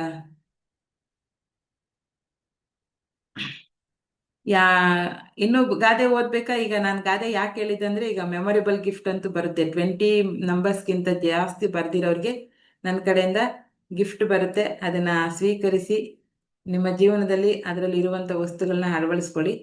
ಅದೇ ರೀತಿ ಈಗ ಗುರು ಅಂತ ಬಂದಾಗ ಯಾರನ್ನ ನೀವು ಗುರು ಅಂತ ಇದ್ ಮಾಡಿದ್ದೀರಾ ಅಂದ್ರೆ, ಕೆಲವರು ಈಗ ಸಾಯಿಬಾಬಾನ ನಂಬ್ತಾರೆ, ಕೆಲವರು ರಾಘವೇಂದ್ರ ಸ್ವಾಮಿಗಳನ್ನ ಆರಾಧನೆ ಮಾಡ್ತಾರೆ. ಒಬ್ಬೊಬ್ರಿಗೂ ಅವ್ರವ್ರದೇ ಸಮುದಾಯದಲ್ಲಿ ಕೆಲವು, ಈಗ ಗುರುನಾನಕ್ ಇದ್ದಾರೆ, ಕೆಲವರು ಇದ್ದಾರೆ. ನೀವು ನಂಬುವಂತ ಗುರುಗಳು, ಯಾಕಂದ್ರೆ ಯಾಕೆ ಹೇಳ್ತಾ ಇದ್ದೀನಿ ಅಂದ್ರೆ, ಇವತ್ತು ಗುರುವಾರ ಆಗಿರೋದ್ರಿಂದ ಗುರುವಿನ ರಕ್ಷಣೆ, ಗುರುವಿನ ಆಶೀರ್ವಾದ ನಮ್ಗೆ ಬೇಕು. ಇನ್ನೊಂದು ಮಾತಲ್ಲಿ ಹೇಳೋದಂದ್ರೆ, ಹರ ಮುನಿದರು ಗುರು ಕಾಯುವನು. ಅಂದ್ರೆ ದೇವರು ಒಂದ್ಸರಿ ನಮ್ಮ ಮೇಲೆ ಬೇಜಾರು ಮಾಡ್ಕೊಬಿಡ್ಬೋದಂತೆ, ಬಟ್ ನಾವು ನಂಬಿದ ಗುರುಗಳು ನಮ್ಮನ್ನ ಕೈ ಬಿಡೋದಿಲ್ವಂತೆ ಯಾವತ್ತೂ. ಇದು ಎಷ್ಟು ಅನುಭವದ ಮಾತು ನೋಡಿ. ಹರ ಮುನಿದರು ಗುರು ಕಾಯುವನು, ಗುರುವಿನ ಗುಲಾಮನಾಗುವ ತನಕ ದೊರಕದಯ್ಯ ಮುಕುತಿ. ಇದು ಎಷ್ಟು ಜನ ಅಳವಡಿಸ್ಕೊಂಡಿದ್ದೀರಾ ನಿಮ್ಮ ಜೀವನದಲ್ಲಿ? ಯಾರನ್ನ ಗುರುಗಳಾಗಿ, ಪ್ರತಿಯೊಬ್ರು ಹೇಳ್ಬೇಕೀಗ, ಯಾರನ್ನ ಗುರುಗಳಾಗಿ ನೀವು ಸ್ವೀಕರಿಸ್ಕೊಂಡಿದ್ದೀರಾ? ಮತ್ತೆ ನಿಮ್ಗೆ ಏನೋ ಕನ್ಫ್ಯೂಷನ್ ಆಗ್ತಾ ಇರುತ್ತೆ, ಏನೋ ಗೊತ್ತಾಗ್ತಾ ಇಲ್ಲ ಅಂತಂದಾಗ ನೀವು ಆ ಗುರುಗಳನ್ನ ಮೊರೆ ಹೋಗ್ತೀರಾ? ಗುರುಗಳ ಹತ್ರ ಕೇಳಿದ್ದೀರಾ ಯಾವತ್ತಾದ್ರೂ, ನನಗೆ ದಾರಿ ಕಾಣಿಸ್ತಾ ಇಲ್ಲ ಅಂತ? ತುಂಬಾ ಕ್ರಿಟಿಕಲ್ ಕಂಡೀಷನ್ ಬಂದಾಗ ನಿಮಗ್ ನೀವೇ ಶಾಪ ಹಾಕೊಂಡಿದ್ದೀರಾ, ಅಯ್ಯೋ ನನ್ ಮಾತ್ರ ಈ ತರ ಜೀವನ, ಪ್ರಪಂಚದಲ್ಲೆಲ್ಲ ಎಷ್ಟು ಸುಂದರವಾಗಿ ಕಾಣಿಸ್ತಿದ್ದಾರೆ, ಎಷ್ಟು ಚೆನ್ನಾಗಿ ಬದುಕ್ತಿದ್ದಾರೆ, ನಗ್ನಗ್ತಾ ಖುಷಿಯಾಗಿದ್ದಾರೆ, ನಾನ್ ಮಾತ್ರ ಇಷ್ಟು ಕಷ್ಟದಲ್ಲಿದ್ದೀನಿ, ನನ್ಗೆ ಯಾವತ್ತಪ್ಪ ಮುಕ್ತಿ ಅಂತ, ನಾನೊಬ್ಬನೇ ಸಿಕ್ಕಿದ್ದು ನಿನ್ಗೆ ರುಬ್ಬಕ್ಕೆ ಅಂತ ದೇವರಿಗೆ ಶಾಪ ಹಾಕಿದ್ದೀರಾ? ಅಥವಾ ಗುರುವಿನ ಹತ್ರ ನೀವು, ನಿಮ್ಗೆ ಒಂದು ಸಾಂತ್ವನ ಬೇಕು, ಗುರುವಿನ ಆಶೀರ್ವಾದ ಬೇಕು, ನನ್ನನ್ನ ಸರಿಯಾದ ದಾರಿಯಲ್ಲಿ ನಡೆಸು ನೀನು ಅಂತ ಯಾವತ್ತಾದ್ರೂ ಕೇಳ್ಕೊಂಡಿದ್ದೀರಾ? ಎಸ್ ಸರ್ ನೋ ಕಮೆಂಟ್ ಮಾಡಿ.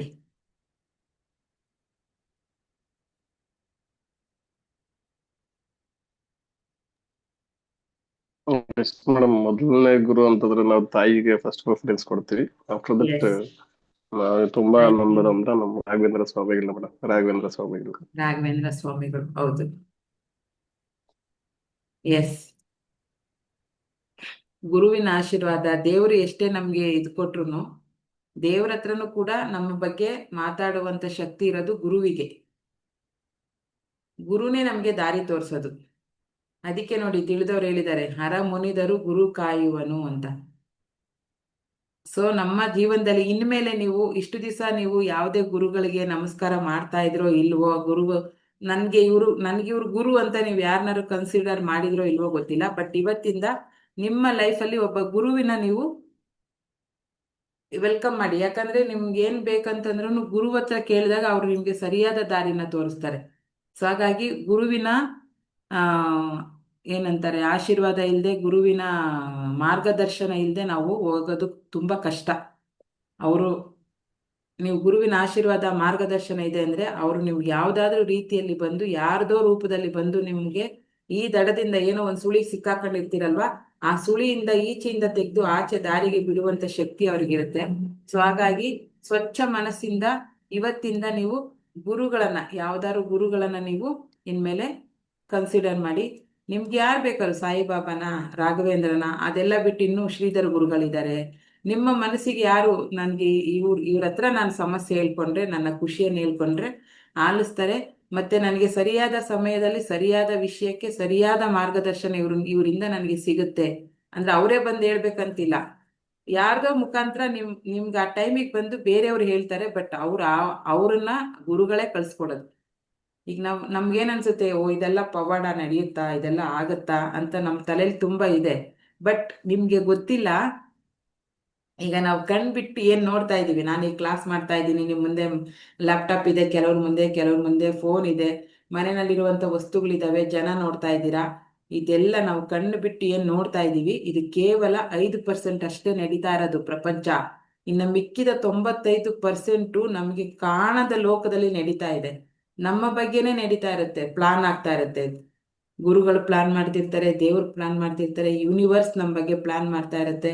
ನಮ್ಗೆ ಅದು ನೋಡೋ ಅಷ್ಟು ಶಕ್ತಿ ನಮ್ಗೆ ಬಂದಿಲ್ಲ, ಅದು ನಮ್ಗೆ ಕಾಣಿಸ್ತಾ ಇಲ್ಲ. ಬಟ್ ನಾವು ಯಾವಾಗ ಅಂತರ್ಮುಖಿಯಾಗಿ ನೋಡಕ್ ಸ್ಟಾರ್ಟ್ ಆಗ್ತೀವಿ ನೋಡಿ, ಆವಾಗ ನಮ್ಗೆ ಪ್ರತಿಯೊಂದು ರಿಯಲೈಸ್ ಆಗುತ್ತೆ. ಅದು ನಾವು ಸಾಧನೆ ಮಾಡಿದಾಗ ಅಷ್ಟೇ ನಮ್ಗೆ ಗೊತ್ತಾಗುತ್ತೆ. ಸೊ ಹಾಗಾಗಿ ನೀವು ಬಾಹ್ಯ ಸೌಂದರ್ಯನ ನೋಡಿ ಹೊರಗಡೆ ಜನಗಳ ಜೊತೆ ಮಾತಾಡಿ ಇದು ಮಾಡಿ ಎಲ್ಲ ಮಾಡಿ, ಬಟ್ ಅಂತರ್ಮುಖಿಯಾಗಿ ಜಾಸ್ತಿ ಇರಕ್ಕೆ ಟ್ರೈ ಮಾಡಿ. ಅಂದ್ರೆ ಅಂತರ್ಮುಖಿ ಅಂದ್ರೆ ನಿಮ್ಮ ಮನಸ್ಸನ್ನ ಯಾವಾಗ್ಲೂ ಕ್ವಶನ್ ಮಾಡ್ಕೋತಾ ಇರಿ ನೀವು. ಅವಾಗ ನೀವು ಮಾಡಿರುವಂತ ಪ್ರತಿಯೊಂದು ಮಿಸ್ಟೇಕು, ಯಾರ್ದೋ ಮಾತು ಕೇಳಿ ನೀವೇನೋ ರಾಂಗ್ ಡಿಸಿಷನ್ ತಗೊಳ್ಳೋದು, ಅದೆಲ್ಲ ತುಂಬಾ ಕಂಟ್ರೋಲ್ ಆಗುತ್ತೆ. ನಿಮ್ಮ ಮೇಲೆ ನೀವು ಕಂಟ್ರೋಲ್ ತಗೊಳಕ್ಕೆ ನಿಮ್ಗೆ ಹೆಲ್ಪ್ ಆಗುತ್ತೆ. ನಮ್ಮ ಏಳಿಗೆಗೆ ಯಾರು ಶಿಲ್ಪಿ? ನಾವೇ ಶಿಲ್ಪಿ ಅಲ್ವಾ? ನಾವು ಉಳಿಸುತ್ಕೆ ಯಾರ ಕೈ ಕೊಟ್ಟಿದೀವಿ?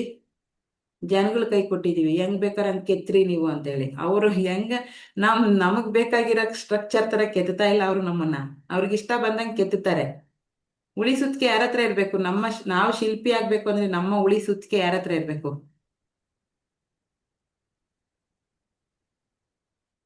ಮನೆಯವ್ರ ಹತ್ರ ಇರ್ಬೇಕು, ಹೆಂಡತಿ ಹತ್ರ ಇರ್ಬೇಕು, ಗಂಡನ ಹತ್ರ ಇರ್ಬೇಕು, ಮಕ್ಳ ಹತ್ರ ಇರ್ಬೇಕು, ಇಲ್ಲ ಹೊರಗಿನ ಜನಗಳ ಹತ್ರ ಇರ್ಬೇಕು, ಇಲ್ಲ ನನ್ನ ಹತ್ರನೇ ಇರ್ಬೇಕಾ?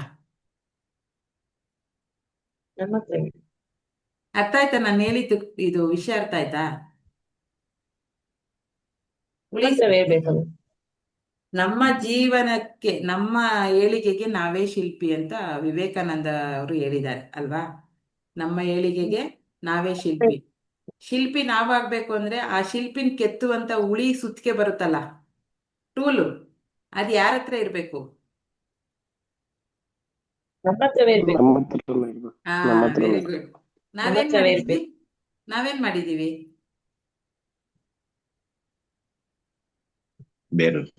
ಬೇರೆಯವ್ರ ಕೈ ಕೊಟ್ಟು ಆರಾಮಾಗಿ ಕೂತಿದೀವಿ. ಅವ್ರೇನ್ ಮಾಡ್ತಾ ಇದಾರೆ? ಅವ್ರಿಗೋ ಅವ್ರ ಮನ್ಸಿಗೆ ಎಲ್ ಬೇಕೋ ಅಲ್ಲಿ ಕೈ ಬೇಡ ಅಂದ್ಬಿಟ್ಟು ಕೈಯೇ ಕೆತ್ತಾಕ್ತಾರೆ, ತಲೆ ಬೇಡ ಅಂದ್ರೆ ತಲೆನೇ ಕೆತ್ತಾಕ್ತಾರೆ. ಇವ್ರು ಮನಸ್ಸು ಬೇಡ ಅಂದ್ರೆ ನಮ್ಮ ಮನಸ್ಸನ್ನೇ ಕೆತ್ತು ಬಿಡ್ತಾರೆ. ಅವ್ರಿಗೆ ಇಷ್ಟ ಬಂದ ಕಡೆ ಕೆತ್ತುತ್ತಾರೆ ಅಲ್ವಾ? ಆ ಅವಕಾಶ ಕೊಟ್ಟಿರೋದು ಯಾರು? ನಾವೇ ತಾನೇ. ನಮ್ಮ ಜೀವನ ಹೆಂಗ್ ಬೇಕಾದ್ರೆ ಹಂಗೆ ಚೇಂಜ್ ಮಾಡಿ ನೀವು ಅಂತ ಅವಕಾಶ ಕೊಟ್ಟಿರೋದು ಯಾರು? ನಾವೇ ಅಲ್ವಾ? ಬೇರೆಯವ್ರ ಕೈಗೆ ಉಳಿ ಸುತ್ತಿಗೆ ಕೊಟ್ಬಿಟ್ಟು ನಾವು ಕೂತ್ಕೊಂಡ್ರೆ ಏನ್ ಮಾಡ್ತಾರೆ ಜನ? ಅವ್ರಿಗೆ ಬೇಜಾರಾದಾಗೆಲ್ಲ ಕೆತ್ತುತ್ತಿರ್ತಾರೆ, ಎಲ್ ಬೇಕೋ ಅಲ್ಲಿ ಕೆತ್ತುತ್ತಾರೆ. ನಮ್ದು ಬಾಡಿ ಸ್ಟ್ರಕ್ಚರ್ ನಮ್ಮ ಏಳಿಗೆಗೋಸ್ಕರ ನಾವು ಮಾಡ್ಕೊಂತ ಇರ್ತಕ್ಕಂಥ ನಮ್ಮ ಶಿಲ್ಪಿ ನಾವ್ ಹೇಗಾಗ್ಬೇಕು? ಶಿಲ್ಪಿ ಅಂದ್ರೆ ಈಗ ನಮ್ಮ ಸ್ಟ್ರಕ್ಚರ್ ಹಿಂಗಿರ್ಬೇಕು, 5 ವರ್ಷದ ನಂತರ ನಾನು ಹಿಂಗಿರ್ಬೇಕು ಅಂತಂದಾಗ ಅದಕ್ಕೆ ಬೇಕಾದ ಪ್ಲಾನು, ಅದಕ್ಕೆ ಬೇಕಾದಂತ ಇದು ಎಲ್ಲ ನಾವೇ ಮಾಡ್ಕೋಬೇಕೆ ಬಿಟ್ರೆ ಬೇರೆಯವ್ರಿಗೆ ಅಧಿಕಾರನೂ ಕೊಡಬಾರ್ದು, ಅವ್ರಿಗೆ ಅವಕಾಶನೂ ಕೊಡಬಾರ್ದು. ಅವಕಾಶ ಕೊಟ್ಟಷ್ಟು ಚೆನ್ನಾಗಿ ಉಪಯೋಗಿಸ್ಕೋತಾರೆ. ಮಾನಸಿಕವಾಗಿ, ದೈಹಿಕವಾಗಿ, ಆರ್ಥಿಕವಾಗಿ, ಆತ್ಮ ಆತ್ಮ ಆತ್ಮಿಕವಾಗಿ ಕೂಡ ನಮ್ಮನ್ನು ಉಪಯೋಗಿಸ್ಕೊಂತಾರೆ ಅವರು. ಸೊ ಹಾಗಾಗಿ ನಿಮ್ಗೆ ಅರ್ಥ ಆಗ್ತಾ ಇಲ್ಲ ಅಂದ್ರೆ ಬೇರೆಯವ್ರ ಹತ್ರ ಸಲಹೆ ಕೇಳಿ. ಸಲಹೆ 100 ಜನದ ಹತ್ರ ಕೇಳಿ. ಅದ್ರಲ್ಲಿ ಯಾವ್ದಾದ್ರು ಒಂದು ಸಲಹೆ ನಿಮ್ಗೆ ಓಕೆ ಅನ್ಸುತ್ತಲ್ಲ, ಅದನ್ನ ನೀವು ಅಡಾಪ್ಟ್ ಮಾಡ್ಕೊಳ್ಳಿ. ಹಂಗಂತ ಸಲಹೆ ಕೇಳ್ದವ್ರ ಮಾತೆಲ್ಲ ನೀವು ಕೇಳ್ಕೊಂಡು ಹೋಗ್ಬೇಡಿ. ಲಾಸ್ಟ್ ಅಲ್ಲಿ ನಿಮ್ಮ ಮನಸ್ಸಿಗೆ ಯಾವ್ದು ಸರಿ ಅನ್ನಿಸ್ತಾ ಇರುತ್ತೆ ಅದನ್ನಷ್ಟೇ ನೀವು ಮಾಡ್ಬೇಕು. ಓಕೆನಾ?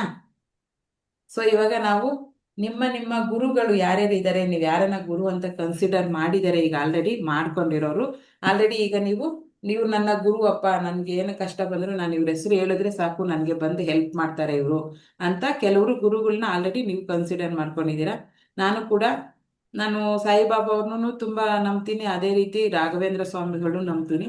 ನಿಮ್ಗೆ ಯಾವ ಗುರುಗಳು ಬೇಗ ಕನೆಕ್ಟ್ ಆಗ್ತಾರೆ? ಕೆಲವರು ಯಾವ್ದಾದ್ರು ಗುರುಗಳು ಹೇಳಿದ್ರೆ ಇಮಿಡಿಯೇಟ್ ಕನೆಕ್ಟ್ ಆಗ್ತಾರೆ. ಅಂಥವ್ರನ್ನ ಇವತ್ತು ಮೀಟ್ ಮಾಡೋಣ, ಅವರಿಂದ ಒಂದು ಆಶೀರ್ವಾದವನ್ನ ತಗೊಳ್ಳೋಣ.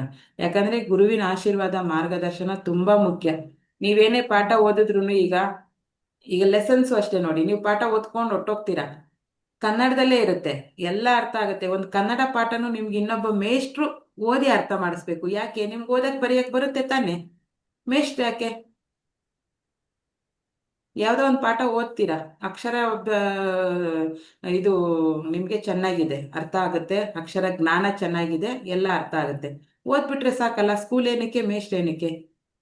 ಆದ್ರೂ ನೀವು ಮೇಷ್ಟ್ರನ್ನ ಯಾಕೆ ಇದು ಮಾಡ್ತೀರಾ? ಅವ್ರ ಮೇಲೆ ಯಾಕೆ ನೀವು ಡಿಪೆಂಡ್ ಆಗ್ತೀರಾ? ಅಂದ್ರೆ ಗುರುವಿನ ಬಾಯಲ್ಲಿ ಬಂದಾಗ ನಿಮ್ಮ ತಲೆಯಲ್ಲಿ ಚೆನ್ನಾಗಿ ಕೂತ್ಕೊಳ್ಳುತ್ತೆ ಅದು.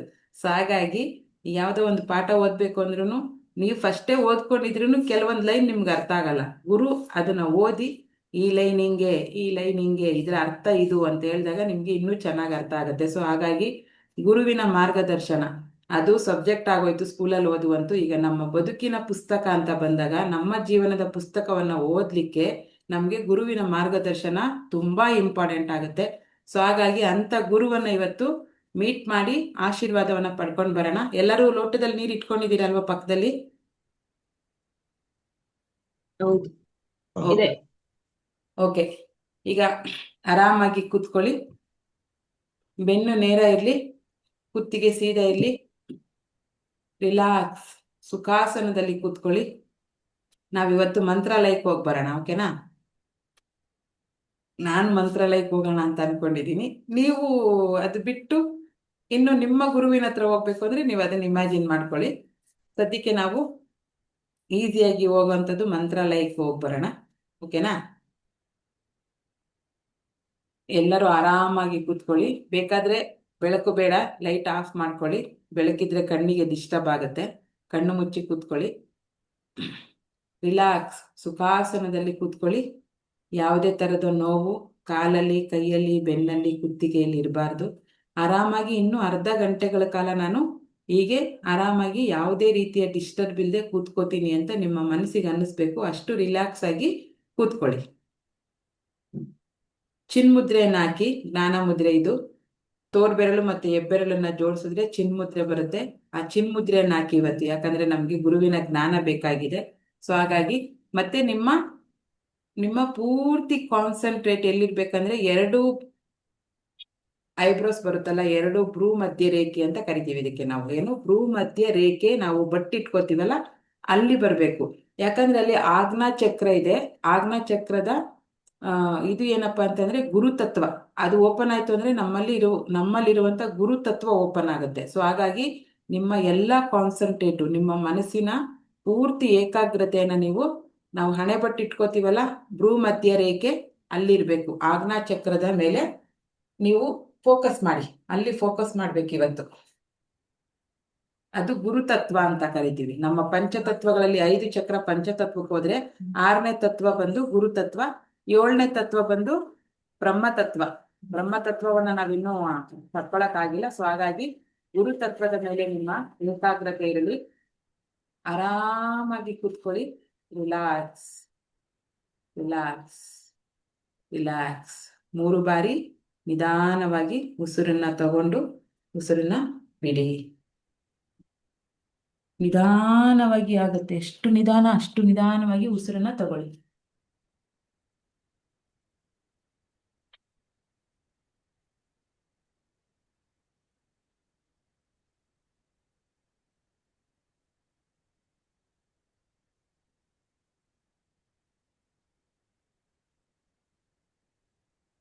3 ಬಾರಿ ಉಸಿರಾಟವನ್ನ ಮಾಡೋಣ. ತುಂಬಾ ದೀರ್ಘವಾಗಿ ಉಸಿರನ್ನ ತಗೊಳ್ಳಿ. ಅದೇ ಫ್ಲೋನಲ್ಲಿ ನಿಧಾನವಾಗಿ ಉಸಿರನ್ನ ಬಿಡಿ. ಈಗ 3 ಬಾರಿ ಓಂಕಾರವನ್ನ ಹೇಳೋಣ. ಓ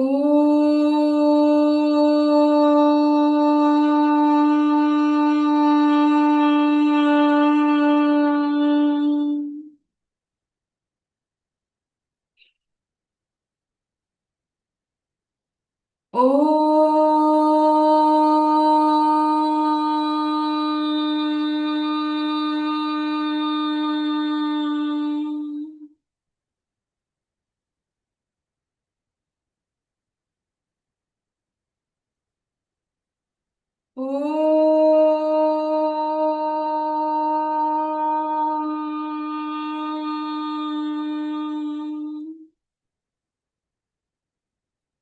ರಿಲ್ಯಾಕ್ಸ್, ರಿಲ್ಯಾಕ್ಸ್. ಈಗ ನೀವು ನಿಮ್ಮ ಮನೆಯಲ್ಲಿ ಚರ್ಚೆಯನ್ನ ಮಾಡ್ತಾ ಇದ್ದೀರ. ಯಾಕೋ ತುಂಬಾ ಬೇಜಾರಾಗ್ತಾ ಇದೆ ಮನಸ್ಸಿಗೆ. ಗುರು ರಾಯರನ್ನ ನೋಡ್ಬೇಕು ಅನ್ನಿಸ್ತಾ ಇದೆ. ಹೋಗೋಣ ಅಂತ ಮನೆಯಲ್ಲಿ ಕೇಳ್ತಾ ಇದ್ದೀರಾ. ನೀವು ಹೇಳಿದ ಕೂಡಲೇ ಮನೆಯಲ್ಲಿ ಎಲ್ಲರೂ ಓಕೆ ಹೋಗಿ ಬರೋಣ ಅಂತ ಒಮ್ಮೆಗೆ ಗ್ರೀನ್ ಸಿಗ್ನಲ್ ಕೊಟ್ಟಿದ್ದಾರೆ. ಗ್ರೀನ್ ಸಿಗ್ನಲ್ ಬಂದ್ಮೇಲೆ ಹೋಗುವ ತಯಾರಿ ಕೂಡ ಆಗ್ಬೇಕಲ್ವಾ?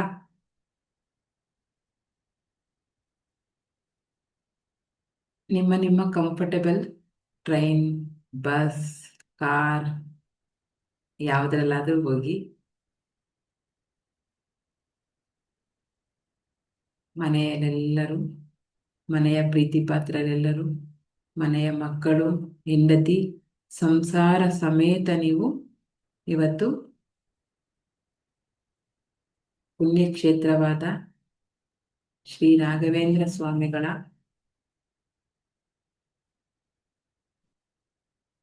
ಸನ್ನಿಧಿಗೆ ಹೊರಡೋಕೆ ರೆಡಿ ಆಗ್ತಾ ಇದ್ದೀರಾ.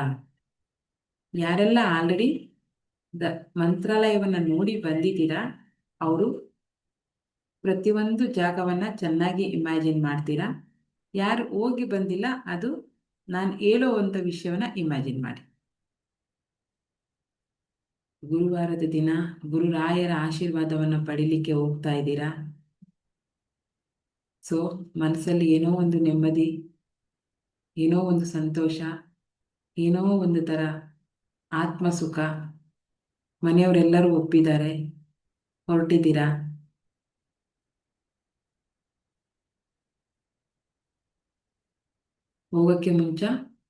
ಹೋಗುವುದಕ್ಕೆ ಮುಂಚೆ ನಮ್ಮ ಪ್ರಥಮ ಗುರುವಾದ ನಮ್ಮ ತಾಯಿ ಆಶೀರ್ವಾದವನ್ನ ಪಡ್ಕೊಳ್ಳೋಣ. ತಾಯಿ ಕೂಡ ಹೋಗಿ ಬನ್ನಿ ಮಕ್ಕಳೇ, ಒಳ್ಳೇದಾಗ್ಲಿ ನಿಮ್ಗೆ ಅಂತ ಮನಸ್ಫೂರ್ತಿಯಾಗಿ ಹರಿಸಿದ್ದಾರೆ. ಸೊ ನಮ್ಮ ಪಯಣ ನೀವು ಎಲ್ಲೆಲ್ಲಿದ್ದೀರಾ ಅಲ್ಲಿಂದ ಶುರುವಾಗಿದೆ ಮಂತ್ರಾಲಯಕ್ಕೆ ಪಯಣ.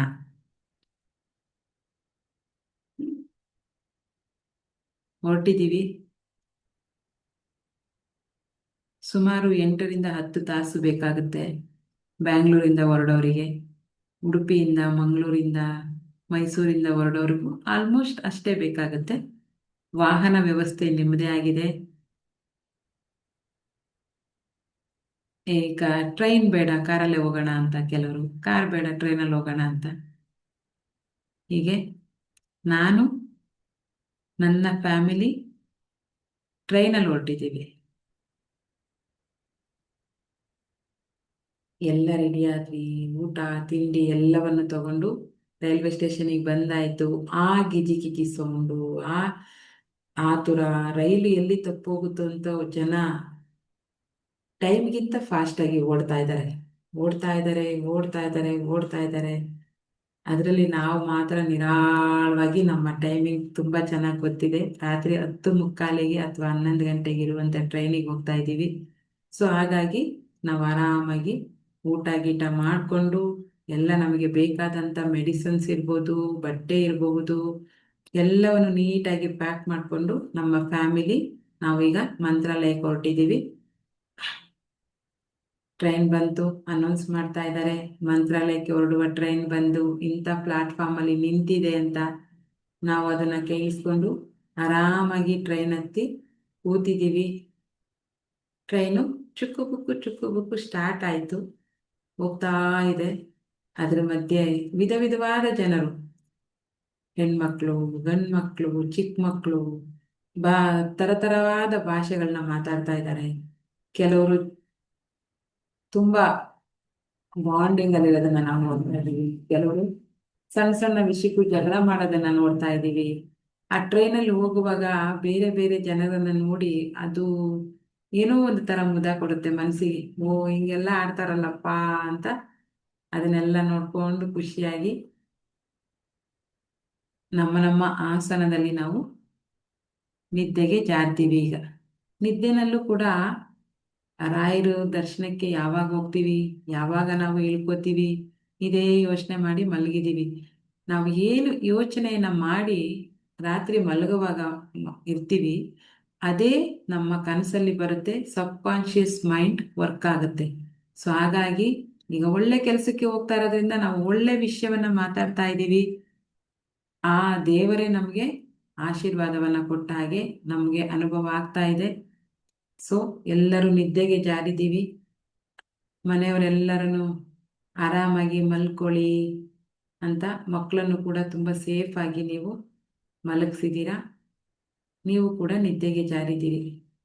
ಏನೋ ಒಂಥರ ತೊಟ್ಲಿಗೆ ಹಾಕಿ ತೂಗಿದ ಅನುಭವ ಆಗ್ತಾ ಇದೆ ನಿಮಗೆ ಟ್ರೈನಲ್ಲಿ. ಆರಾಮಾಗಿ ಮಲಗಿ, ಶಾಂತವಾಗಿ ಮಲಗಿ ಅಂತ ಯಾರೋ ಒಬ್ರು ತೊಟ್ಲಲ್ಲಿ ಹಾಕಿ ನಿಮ್ಮನ್ನ ತೂಗ್ತಾ ಇದ್ದಾರೆ ಅಲ್ವಾ? ಸೊ ಆಯ್ತು, ಒಳ್ಳೆ ನಿದ್ದೆ ಬಂದಿದೆ, ಆರಾಮಾಗಿ ನಿದ್ದೆ ಬಂದಿದೆ, ಮೈಯೆಲ್ಲ ಹಗುರ ಆಗಿದೆ, ಚೆನ್ನಾಗಿ ನಿದ್ದೆ ಮಾಡಿದ್ದೇವೆ. ಒಂದು ರೌಂಡ್ ನಿದ್ದೆ ಮಾಡಿ ಎದ್ದೇಳಷ್ಟರಲ್ಲಿ ನೀವು ಎಲ್ಲಿದ್ದೀರಾ ಗೊತ್ತಾ? ಮಂತ್ರಾಲಯದ ರೈಲ್ವೆ ಸ್ಟೇಷನ್ ಅಲ್ಲಿ ಇದ್ದೀರಾ.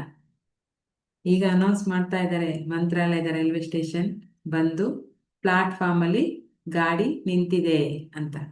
ಸೊ ನೀವೇನ್ ಮಾಡ್ತಾ ಇದ್ದೀರಾ? ಪಟ ಪಟ ಎದ್ದು, ಕೆಲವರು ಮುಂಚೆನೆ ಎದ್ದು ನಿಮ್ಮ ಬೆಳಗಿನ ಕೆಲಸಗಳು ಅಂದ್ರೆ ದೇವರನ್ನ ಕೇಳ್ಕೊಳ್ಳೋದಿರ್ಬೋದು, ಸಂಕಲ್ಪ ಮಾಡೋದಿರ್ಬೋದು, ಇವತ್ತಿನ ದಿನ ಎಲ್ಲರಿಗೂ ಒಳ್ಳೇದಾಗ್ಲಿ ಅಪ್ಪ ಅಂತ. ಕೆಲವರು ಚೆನ್ನಾಗಿ ನಿದ್ದೆ ಬಂದಿರೋರು ಏನಪ್ಪಾ ಅಂದ್ರೆ ಪಟ್ ಅಂತ ಎದ್ಬಿಡ್ತಾರೆ, ಏನನ್ನು ಕೇಳಲ್ಲ, ಇಳಿದು ರೈಲಿಂದ ಕೆಳಗೆ ಇಳಿಬೇಕು ಅನ್ನೋದು ಒಂದೇ ತಲೆಯಲ್ಲಿ ಕಾನ್ಸೆಪ್ಟ್ ಇರುತ್ತೆ. ಇಳಿದಿದ್ದೀರಾ, ಹೊರಗಡೆ ಬಂದ್ರಿ, ಆಟೋ ಹತ್ಕೊಂಡ್ರಿ, ಸೀದಾ ಮಂತ್ರಾಲಯಕ್ಕೆ ಹೋದ್ರಿ. ಮಂತ್ರಾಲಯದಲ್ಲಿ ಇಳಿದ ತಕ್ಷಣ ನೀವು ಎಲ್ಲೋದ್ರಿ? ಪಕ್ಕದಲ್ಲಿ ಒಂದು ನದಿ ಹರಿತಾ ಇದೆ. ಮಂತ್ರಾಲಯದ ಪಕ್ಕದಲ್ಲೇ ಒಂದು ನದಿ ಹರಿತಾ ಇದೆ. ಯಾವುದು? ತುಂಗಾಭದ್ರಾ ನದಿನ. ಅದರಲ್ಲಿ ಸ್ನಾನವನ್ನ ಮಾಡ್ತೀರಾ. ಎಷ್ಟು ಚೆನ್ನಾಗಿ ಸ್ನಾನ ಮಾಡ್ತಾ ಇದ್ದೀರಾ ಅಂದ್ರೆ, ನದಿಯಲ್ಲಿ ಕೂತಿದ್ದೀರಾ, ಒಳ್ಳೆ ನೀರು, ತಿಳಿಯಾದ ನೀರು ಹರ್ಕೊಂಡು ಬರ್ತಾ ಇದೆ. ಚಿಕ್ಕ ಮಕ್ಕಳನ್ನೇ ದೂರ ಹೋಗ್ಬೇಡ, ಮುಳುಗೋಗ್ತೀಯಾ, ನೀರು ಆಳ ಇದೆ ಅಂತ ಎಚ್ಚರಿಸ್ತಾ ಇದ್ದೀರಾ. ಅದ್ರ ಮಧ್ಯೆ ಮಧ್ಯೆ ನೀವು ಸ್ನಾನದ ಸುಖವನ್ನ ಅನುಭವಿಸ್ತಾ ಇದ್ದೀರಾ. ಮೈನ ಕೊಳೆ ಜೊತೆಲಿ ಮನಸ್ಸಲ್ಲಿರುವಂತ ಕೊಳೆಯನ್ನು ಕೂಡ ತೆಗಿತಾ ಇದ್ದೀರಾ. ಅದೇ ರೀತಿ ಮನಸ್ಸು ಹಗೂರ ಆಗ್ತಾ ಇದೆ, ಮೈ ಹಗೂರ ಆಗ್ತಾ ಇದೆ. ಅಲ್ಲಿಂದ ಮೇಲೆದ್ದು ಬಂದು ತುಂಬಾ ಶುಭ್ರವಾದ, ನಿಮಗಿಷ್ಟವಾದ, ಕಂಫರ್ಟಬಲ್ ಆದ ಬಟ್ಟೆಗಳನ್ನ ಧರಿಸ್ತಾ ಇದ್ದೀರಾ. ನಿಮ್ಮನ್ನ ನೀವು ರೆಡಿ ಮಾಡಿಕೊಂಡು ಬಟ್ಟೆಗಳನ್ನ ಹಾಕೊಂಡು ಶ್ರೀರಾಯರ, ಮಂತ್ರಾಲಯದ ಶ್ರೀರಾಯರ ದರ್ಶನಕ್ಕೆ ಬಲಗಾಲಿಟ್ಟು ಒಳಗಡೆ ಎಂಟ್ರಿ ಕೊಟ್ಟಿದ್ದೀರಾ. ಒಳಗೆ ಹೋದ ತಕ್ಷಣವೇ ಏನೋ ಒಂದು ತರ ರೋಮಾಂಚನ. ಯಾರು ಇಲ್ಲ, ಖಾಲಿಯಾಗಿದೆ, ಯಾವುದೇ ತರದ ಕ್ಯೂ ಇಲ್ಲ, ಯಾವುದೇ ತರದ ಟೆನ್ಷನ್ ಇಲ್ಲ. ಸೀದಾ ನಿಮ್ಮನ್ನ ಕರ್ಕೊಂಡೋಗಿ ರಾಯರ ಸಮಾಧಿ ಹತ್ರ ನಿಲ್ಸಿದ್ದಾರೆ. ರಾಯರು ಇವತ್ತಿಗೂ ಒಳಗಡೆ ಕೂತು ಉಸಿರಾಡುತ್ತಾ ಇದ್ದಾರೆ. ಇವತ್ತಿಗೂ ರಾಯರು ಜೀವಂತವಾಗಿದ್ದಾರೆ. ನೀವು ನಿಮ್ಮ ಉಸಿರನ್ನ ಅವರ ಉಸಿರಿನ ಜೊತೆ ಕನೆಕ್ಟ್ ಮಾಡಿದ್ರಿ ಅಂದರೆ ಅವರೇ ಬಂದು ನಿಮಗೆ ದಾರಿ ತೋರಿಸ್ತಾರೆ. ಆ ಕೆಲಸವನ್ನ ನೀವು ಇವತ್ತು ಮಾಡಬೇಕು. ನಿಮ್ಗೇನು ಬೇಕು ಕೇಳಿ ಗುರುಗಳ ಹತ್ರ. ಅಥವಾ ನಿಮಗೆ ಕನ್ಫ್ಯೂಷನಲ್ಲಿ ಇದ್ದೀರಾ, ಯಾವುದೋ ಒಂದು ಕೆಲಸ, ಯಾವುದೋ ಒಂದು ವ್ಯಕ್ತಿ ಬಗ್ಗೆ, ಯಾವುದೋ ಒಂದು ವಿಷಯದ ಬಗ್ಗೆ ಕರೆಕ್ಟ್ ಡಿಸಿಷನ್ ತಗೊಳಕ್ ಆಗ್ತಾ ಇಲ್ವಾ, ಅದನ್ನ ಇವತ್ತು ಗುರು ರಾಯರ ಹತ್ರ ನಿಮ್ಮ ಮನಸ್ಸಿನ ಭಾವನೆಗಳನ್ನ ಇಡಿ. ನನಗೆ ಈ ವ್ಯಕ್ತಿ ಬಗ್ಗೆ ಒಂದು ಒಳ್ಳೆ ಡಿಸಿಷನ್ ತಗೊಳಕ್ ಆಗ್ತಾ ಇಲ್ಲ, ಇವರ ಜೊತೆ ನಾನು ರಿಲೇಶನ್ಶಿಪ್ ಕಂಟಿನ್ಯೂ ಮಾಡಬೇಕಾ ಬೇಡವಾ. ಕೆಲವೊಬ್ರು ಫ್ರೆಂಡ್ಸ್ ತುಂಬ ಕಿರಿಕಿರಿ ಮಾಡ್ತಾ ಇರ್ತಾರೆ. ಅಥವಾ ಈ ಒಂದು ಕೆಲಸವನ್ನ ಶುರು ಮಾಡಬೇಕು ಅಂತ ಇದ್ದೀನಿ ಗುರುಗಳೇ, ಇದಕ್ಕೆ ನಿಮ್ಮ ಅನುಮತಿ ಇದೆಯಾ, ಆಶೀರ್ವಾದ ಇದೆಯಾ. ನಿಮ್ಮ ಮನಸ್ಸಲ್ಲಿರುವಂತ, ನಿಮ್ಗೀಗ ಅಳು ಬಂದ್ರೆ ಹತ್ತು ಬಿಡಿ, ಬೇಜಾರಾದ್ರೆ ಹತ್ತು ಬಿಡಿ, ಖುಷಿ ಆದ್ರೆ ನತ್ತು ಬಿಡಿ. ಈ ಒಂದು ಕ್ಷಣ ನಿಮ್ಮ ಕ್ಷಣ. ನಿಮ್ಮ ಮನಸ್ಸಿನ ಭಾರವನ್ನೆಲ್ಲ ಇಳಿಸ್ಕೊಂಡ್ಬಿಡಿ. ನಿಮ್ಮ ಮನಸ್ಸಲ್ಲೇ ನೀವು ಕೇಳ್ಕೊಳ್ಳಿ, ಗುರು ರಾಯರಿಗೆ ಏನ್ ಬೇಕು, ಅಥವಾ ನೀವು ನಂಬಿರುವಂತ ಗುರುಗಳ ಹತ್ರ ಏನ್ ಕೇಳಬೇಕು, ನಿಮ್ಗೇನ್ ಕನ್ಫ್ಯೂಷನ್ಸ್ ಇದೆ ಅದರಿಂದ ನೀವು ಹೊರಗೆ ಬರಬೇಕು. ನಿಮಗೆ ಸಾಲವಿದೆಯಾ, ಅದರಿಂದ ನಾನು ಹೊರಗೆ ಬರಬೇಕು. ನಾನು ದುಡಿಲಿಕ್ಕೆ ರೆಡಿ ಇದ್ದೇನೆ, ಕೆಲಸ ಮಾಡಲಿಕ್ಕೆ ರೆಡಿ ಇದ್ದೇನೆ, ಬೇರೆಯವರಿಗೆ ಮೋಸ ಮಾಡುವುದಿಲ್ಲ, ಸರಿಯಾದ ದಾರಿ ಇವತ್ತಿಂದ ನನಗೆ ಓಪನ್ ಆಗಬೇಕು. ಎ ಪ್ಯೂರ್ ಪಾತ್, ಒಂದು ಸ್ಪಷ್ಟವಾದ ದಾರಿಯನ್ನು ನನಗೆ ಇವತ್ತು ನೀನು ತೋರಿಸ್ಬೇಕು. ನನ್ನ ಮನಸ್ಸಿನಲ್ಲಿರುವ ಗೊಂದಲಗಳನ್ನು ನೀನು ಇವತ್ತು ಸರಿ ಮಾಡಬೇಕು ಅಂತ ದೇವರ ಹತ್ರ, ಗುರುಗಳ ಹತ್ರ ಕೇಳ್ತಾ ಇದ್ದೀರಾ. ನಿಮ್ಮ ಮನಸ್ಸಿಗೆ ಏನ್ ಅನ್ನಿಸ್ತಾ ಇದೆ, ಈ ಕ್ಷಣದಲ್ಲಿ ನಿಮ್ಮ ಮನಸ್ಸು ಎಷ್ಟು ಭಾರವಾಗಿದೆ, ಅದನ್ನೆಲ್ಲ ನೀವು ಕೇಳ್ಕೊಂಡು ಗುರುವಿಗೆ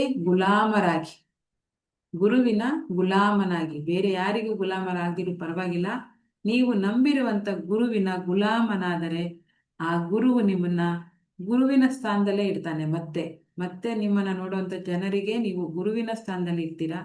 ಸೊ ನಿಮ್ಮ ಮನಸ್ಸಲ್ಲಿರುವಂತ ಅಹಂಕಾರ, ಅಹಮ್ಮು, ಕೋಪ, ತಾಪ, ದ್ವೇಷ, ಬೇರೆಯವರ ಬಗ್ಗೆ ಅಸೂಯೆ ಎಲ್ಲವನ್ನು ಬಿಟ್ಟು ಶರಣಾಗತರಾಗಬೇಕು ಇವತ್ತು ನೀವು. ಆ ಶರಣಾಗತಿಗೆ ನಿಮಗೆ ಆಶೀರ್ವಾದ ಸಿಕ್ಕೇ ಸಿಗುತ್ತೆ. ಈಗ ನಿಮ್ಮ ಸಮಯ, ಕೇಳ್ಕೊಳ್ಳಿ. ಶರಣಾಗತಳಾಗಿದ್ದೇನೆ, ನಿಮ್ಗೇನೇ ಡೌಟ್ ಇದ್ರೂ ಕೇಳಿ, ನಿಮ್ಮ ಗುರುವಿನ ಹತ್ರ ಕೇಳಿ. ವಿತಿನ್ 1 ಡೇನಲ್ಲಿ ನಿಮಗೆ ಅದಕ್ಕೆ ಬೇಕಾದಂಥ ಸಲಹೆ ಸೂಚನೆ ಬೇರೆ ವ್ಯಕ್ತಿಯಿಂದಾಗಲಿ ಅಥವಾ ನಿಮ್ಮ ಮನಸ್ಸಿಗೆ ಹೊಳೆಯುತ್ತೆ. ಅಂತ ಪವಾಡ ಗುರು ರಾಯರು ಮಾಡ್ತಾರೆ. ಸೊ ಹಾಗಾಗಿ ನೀವು ಡೌನ್ ಟು ಅರ್ತ್ ಅಂತೀವಲ್ವಾ, ನಮ್ದೇನು ಇಲ್ಲ, ಎಲ್ಲ ನಿಂದೆ ಅನ್ನೋ ಭಾವನೆಯಲ್ಲಿ ನೀವು ಈಗ ಕೇಳ್ಕೋಬೇಕು. ನಿಮ್ಮ ಮನಸ್ಸಿಗೆ ಏನೇನು ಕ್ವಶನ್ಸ್ ಇದೆ ಎಲ್ಲವನ್ನು ಅಲ್ಲಿ ಕೇಳಿ.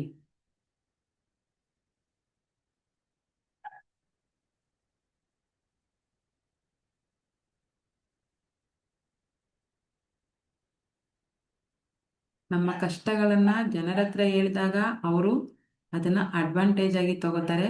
ಅದೇ ಗುರುವಿನ ಹತ್ರ ಹೇಳಿದಾಗ ಅವರು ದಾರಿ ತೋರಿಸ್ತಾರೆ. ಎಷ್ಟು ವ್ಯತ್ಯಾಸ ಇದೆ ನೋಡಿ. ಹಾಗಾಗಿ ಸಮಸ್ಯೆಗಳನ್ನ ಯಾವತ್ತು ಜನರ ಹತ್ರ ಹೇಳ್ಬಾರ್ದು, ಗುರುವಿನ ಹತ್ರ ಹೇಳ್ಬೇಕು. ಗುರು ಅದಕ್ಕೆ ದಾರಿಯನ್ನು ತೋರಿಸ್ತಾನೆ. ಸೊ ನಿಮ್ಮ ನೋವನ್ನ ಕೇಳಿ ಗುರುರಾಯರು ಕೂಡ ತುಂಬಾ, ಅವರು ಕರುಣಾಮಯಿ, ಕಲ್ಪತರು ಅಲ್ವಾ ಅವರು. ಹೇಗೆ ಆದ್ರೂ ಅವರು ಹೇಗೆ ಬಿಡ್ತಾರೆ, ನಿಮ್ಮನ್ನ ಶಿಷ್ಯ ಅಂತ ಒಪ್ಕೊಂಡ್ಮೇಲೆ ಬಿಡಕ್ಕಾಗತ್ತಾ. ಅವರು ಕೂಡ ನಿಮ್ಗೆ ಗ್ರೀನ್ ಸಿಗ್ನಲ್ ಅನ್ನ ಕೊಟ್ಟಿದ್ದಾರೆ. ನೀನು ಗೊತ್ತಿದ್ದು ಗೊತ್ತಿಲ್ಲಿದೆಯೋ ಅಥವಾ ಯಾರ ಆಮಿಷಕ್ಕೊಳಗಾಗಿ ಏನೋ ಒಂದು ನಿನ್ನ ಜೀವನದಲ್ಲಿ ನಡೆದಿದೆ, ಆ ಘಟನೆಯನ್ನ ಇಟ್ಕೊಂಡು ನೀನು ನೋಯ್ತಾ ಇದ್ರೆ ಆ ನೋವಿಂದ ಹೊರಗೆ ಬರ್ಲಿಕ್ಕೆ ನಾನು ನಿನಗೆ ಸಹಾಯ ಮಾಡ್ತೀನಿ ಕಂದ ಅಂತ ಆಶೀರ್ವಾದವನ್ನ ಕೊಟ್ಟಿದ್ದಾರೆ. ಇನ್ನೇನ್ ಭಯ, ಗುರುವಿನ ಆಶೀರ್ವಾದ ಸಿಕ್ಕಿದ್ಮೇಲೆ ನಾವು ಆರಾಮಾಗಿ ರಾಜಂತರ ಇರ್ಬಹುದಲ್ವಾ. ಸೊ ಅಂತ ಅದ್ಭುತವಾದ ಆಶೀರ್ವಾದವನ್ನ ನೀವು ಪಡ್ಕೊಂಡಿದ್ದೀರಾ. ಯಾರ ಹತ್ರ? ನಿಮ್ಮ ಗುರುವಿನ ಹತ್ರ. ಸೊ ಹಾಗಾಗಿ ನಿಮಗೆ ಆನಂದ ಬಾಷ್ಪ ತಡೆಯಕ್ಕಾಗ್ತಾ ಇಲ್ಲ. ಇಷ್ಟು ಖುಷಿ ಆಗ್ತಾ ಇದೆ ಮನಸ್ಸಿಗೆ. ಇವತ್ತಿಂದ ನನಗೆ ಒಂದು ಒಳ್ಳೆ ದಾರಿ ಸಿಕ್ಕಿದೆ, ಒಳ್ಳೆ ದಾರಿಯನ್ನ ಗುರುಗಳು ನನಗೆ ಕರುಣಿಸಿದ್ದಾರೆ. ಇನ್ನು ಮೇಲೆ ನಾನು ಆ ದಾರಿಯಲ್ಲಿ ಹೋಗಿ ನನ್ನ ಜೊತೆಯಲ್ಲಿರುವಂಥವ್ರನ್ನ ಮತ್ತೆ ಇನ್ನು ಮುಂದೆ ನನ್ನ ಲೈಫಲ್ಲಿ ಬರುವಂಥವರ ಜೀವನವನ್ನು ಉದ್ಧಾರ ಮಾಡುವಂಥ ಶಕ್ತಿ ನನಗೆ ಗುರುರಾಯರು ಕೊಟ್ಟಿದ್ದಾರೆ ಅಂತೇಳಿ ನೀವು ಖುಷಿಯಿಂದ ಹೊರಗಡೆ ಬಂದ್ರಿ, ಮಂತ್ರಾಕ್ಷತೆಯನ್ನು ತಗೊಂಡ್ರಿ, ತೀರ್ಥವನ್ನು ತಗೊಂಡ್ರಿ, ಕೆಡಿದ್ರಿ, ಅಥವಾ ನಿಮ್ಗೆ ಅಲ್ಲಿ ಇನ್ನೊಂದು ಸೇವೆ ಮಾಡಬೇಕು. ಸಾಮಾನ್ಯವಾಗಿ ನಾನು ಅಲ್ಲಿ ಹೆಜ್ಜೆ ನಮಸ್ಕಾರ ಸೇವೆಯನ್ನು ಮಾಡ್ತೀನಿ. ನಿಮಗೆ ಇಷ್ಟವಾದ ಸೇವೆ, ಉರುಳು ಸೇವೆ ಆದರೂ ಮಾಡಿ, ಹೆಜ್ಜೆ ನಮಸ್ಕಾರ ಆದರೂ ಮಾಡಿ, ಇಲ್ಲ ಏನು ಬೇಡ ಅಂದರೆ 3 ರೌಂಡನ್ನು ಹಾಕಿ ಒಂದು ಕಡೆ ಕೂತು ದರ್ಶನವನ್ನು ಕೊಟ್ಟಿದ್ದಕ್ಕೆ, ನನಗೆ ನಿಜವಾದ ದಾರಿಯನ್ನು ತೋರಿಸಿದ್ದಕ್ಕೆ, ನನ್ನನ್ನು ನಾನು ಅರ್ಥ ಮಾಡಿಕೊಳ್ಳಲು ಶಕ್ತಿ ಕೊಟ್ಟಿದ್ದಕ್ಕೆ ನಿನಗೆ ಧನ್ಯವಾದಗಳು ಅಂತ ಗುರುವಿಗೆ ಧನ್ಯವಾದಗಳನ್ನು ಹೇಳಿ, ಅಲ್ಲೇ ಪಕ್ಕದಲ್ಲಿ ಬುಕ್ ಸ್ಟೋರ್ ಇದೆ, ಬೇಕಂದರೆ ಬುಕ್ಸ್ ತಗೊಳ್ಳಿ, ನಿಮ್ಗೆ ಇಷ್ಟವಾದ ಬುಕ್ಸನ್ನು ತಗೊಳ್ಳಿ. ಒಳಗಡೆ ರಾಜಾಂಗಣದಲ್ಲಿ ಪುಸ್ತಕದ ಒಂದು ಅಂಗಡಿ ಕೂಡ ಇದೆ. ನಿಮಗಿಷ್ಟವಾದ, ನಿಮ್ಮನ್ನು ಮನಸ್ಸು ಸೆಳೆದಂಥ ಪುಸ್ತಕವನ್ನು ತಗೊಳ್ಳಿ. ಹಾಗೆ ದೊಡ್ಡ ಬಾಗಿಲಿಂದ ಹೊರಗಡೆ ಬಂದು ಪಕ್ಕದಲ್ಲಿ ಮಂಚಾಲಮ್ಮ, ಗ್ರಾಮ ದೇವತೆ ಮಂಚಾಲಮ್ಮ ಇದ್ದಾರೆ, ಅವರ ಆಶೀರ್ವಾದವನ್ನು ತಗೊಳ್ಳಿ. ಆಶೀರ್ವಾದವನ್ನು ತಗೊಂಡು ಹೊರಗೆ ಬಂದು ಒಂದು ಸಾಷ್ಟಾಂಗ ನಮಸ್ಕಾರ. ಆ ರಥ ಬೀದಿಯಲ್ಲಿ ದೊಡ್ಡದಾದ ರಂಗೋಲಿಗಳನ್ನು ಹಾಕಿದ್ದಾರೆ. ಅದು ನೋಡೋಕ್ಕೆ ಒಂದು ಥರ ಖುಷಿ. ರಂಗೋಲಿಗಳನ್ನು ನೋಡಿ ಮನೆಯವರೆಲ್ಲರೂ ಹೊರಗಡೆ ಬಂದಿದ್ದೀರಾ. ಗುರುರಾಯರ ಆಶೀರ್ವಾದ, ಕೃಪೆ, ಮಾರ್ಗದರ್ಶನ ಇವತ್ತಿಂದ ನಿಮಗೆ ಸಿಕ್ಕಿದೆ. ನೀವು ಮಾಡುವಂಥ ಕೆಲಸದಲ್ಲಿ ಪ್ರತಿ ಕ್ಷಣ ಹೊಸದಾದ ಕೆಲಸವನ್ನು ಮಾಡುವಾಗ ರಾಯರ ಅಪ್ಪಣೆಯನ್ನು ಪಡೆದು ಅದು ಸರಿನೋ ತಪ್ಪೋ ಅಂತ ನಿರ್ಧಾರ ಮಾಡುವಂಥ ಶಕ್ತಿ ನಿಮಗೆ ಬಂದಿದೆ. ಅದಕ್ಕೆ ನೀವು ಯೂನಿವರ್ಸ್ಗೆ ಕೂಡ ಥ್ಯಾಂಕ್ಸ್ ಹೇಳ್ತಾ ಇದ್ದೀರಾ. ಗುರುರಾಯರನ್ನು ಮೀಟ್ ಮಾಡೋಕ್ಕೆ, ಅವರನ್ನು ಮಾತಾಡ್ಸೋಕ್ಕೆ, ಅವರಿಂದ ಅನುಮತಿ ಪಡೆಯೋಕ್ಕೆ, ಅವರ ದರ್ಶನ ಮಾಡೋಕ್ಕೆ ಅವಕಾಶ ಮಾಡಿಕೊಟ್ಟಂಥ ಯೂನಿವರ್ಸ್ಗೂ ಕೂಡ ಅನಂತ ಧನ್ಯವಾದಗಳನ್ನ ಹೇಳಿ, ಈಗ ದರ್ಶನ ಮುಗೀತು. ಬೆಳಗ್ಗೆನೆ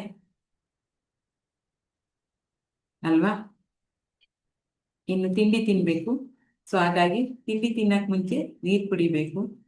ಸೊ ಹಾಗಾಗಿ ನೀವು ಆರಾಮಾಗಿ ಕೂತಿದ್ದೀರಾ, ರಿಲ್ಯಾಕ್ಸ್ ಆಗಿ, ಕಣ್ಣು ಬಿಡಬೇಡಿ. ಇನ್ನು ನಾನು ಹೇಳಿದ್ದನ್ನೆಲ್ಲ ಒಂದ್ಸರಿ ರೀಕಾಲ್ ಮಾಡಿ, ಇಮ್ಯಾಜಿನ್ ಮಾಡಿ. ಗುರುವಿನ ಆಶೀರ್ವಾದ ಇವತ್ತು ನಿಮಗೆ ಸಿಕ್ಕಿದೆ. ಸೊ ಆಶೀರ್ವಾದವನ್ನು ಪಡೀತಾ ಪ್ರಸನ್ನಳಾದೆ. ಈ ದಿನ ನಾನು ಪ್ರಸನ್ನನಾದೆ ಅಥವಾ ಪ್ರಸನ್ನಳಾದೆ, ನನ್ನ ಜೀವನದ ವೆರಿ ಮೆಮೊರೇಬಲ್ ಡೇ ಇವತ್ತು ಅಂತ ಮನಸ್ಸಿಗೆ ಹೇಳ್ಕೊಳ್ತಾ ನಿಮ್ಮ 2 ಕೈಗಳನ್ನು ಚೆನ್ನಾಗಿ ರಬ್ ಮಾಡಿ.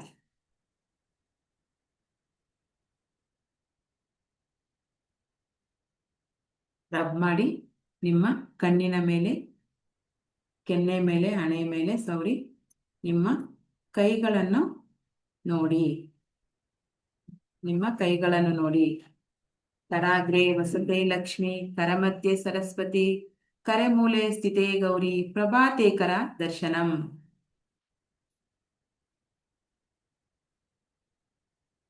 ಗುಡ್ ಮಾರ್ನಿಂಗ್, ಶುಭೋದಯ.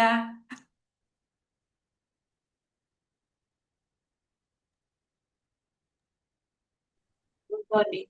ರಿಲ್ಯಾಕ್ಸ್ ಆದ್ರಾ? Good morning. Good morning. Good morning. Good morning. ಮಂತ್ರಾಲಯಕ್ಕೆ ಕರ್ಕೊಂಡೋಗಿ ಬಿಟ್ಬಿಟ್ಟಿದ್ದೀನಿ, ವಾಪಸ್ ಬರೋ ಜವಾಬ್ದಾರಿ ನಿಮ್ದು.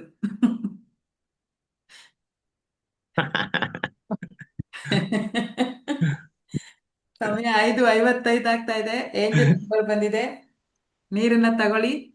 ರಿಲ್ಯಾಕ್ಸ್ ಆಗಿದ್ದೀರಾ? ನೀರನ್ನ ತಗೊಂಡು ನಿಮ್ಗೇನ್ ಬೇಕು, ಪಂಚಭೂತಗಳಲ್ಲಿ ಒಂದಾದ ಜಲವೇ, ನೀನು ನನ್ನ ಪ್ರಾಣಶಕ್ತಿಯನ್ನು ಜಾಗೃತವಾಗಿಟ್ಟಿದ್ದೀಯ ಮತ್ತು ನಾನು ಮಾಡುವಂಥ ಎಲ್ಲ ಕೆಲಸದಲ್ಲೂ ನನ್ನ ಜೊತೆಯಾಗಿ ನಿಂತು ಎಲ್ಲ ಕೆಲಸದಲ್ಲೂ ಸಕ್ಸಸ್ ಸಿಗ್ತಾ ಇದೆ. ನೀನು ನನ್ನ ಒಳಗಡೆ ಹೋದ ಕೂಡಲೇ ನನ್ನ ಪ್ರಾಣಶಕ್ತಿ ಜಾಗೃತವಾಗ್ತಾ ಇದೆ. ಇರುವಂಥ ಕೆಟ್ಟ ಯೋಚನೆಗಳು, ಕೆಟ್ಟ ಶಕ್ತಿಗಳು, ಕೆಟ್ಟ ಆರೋಗ್ಯಗಳೆಲ್ಲವೂ ಅನ್ನು ನಿರ್ಮೂಲನೆ ಮಾಡಿದ್ದೀಯ. ನಾನು ದಿನೇ ಸಕ್ಸಸ್ ಅನ್ನು ನೋಡ್ತಾ ಇದ್ದೇನೆ. ಹಣವು ನನ್ನ ಕಡೆ ಎಲ್ಲ ದಿಕ್ಕುಗಳಿಂದ ಹರಿದು ಬರುತ್ತಾ ಇದೆ. ಸೊ ಹಾಗಾಗಿ ನಿನಗೆ ಧನ್ಯವಾದಗಳು. I love you, I love you, I love you. Thank you so much, thank you so much, thank you so much.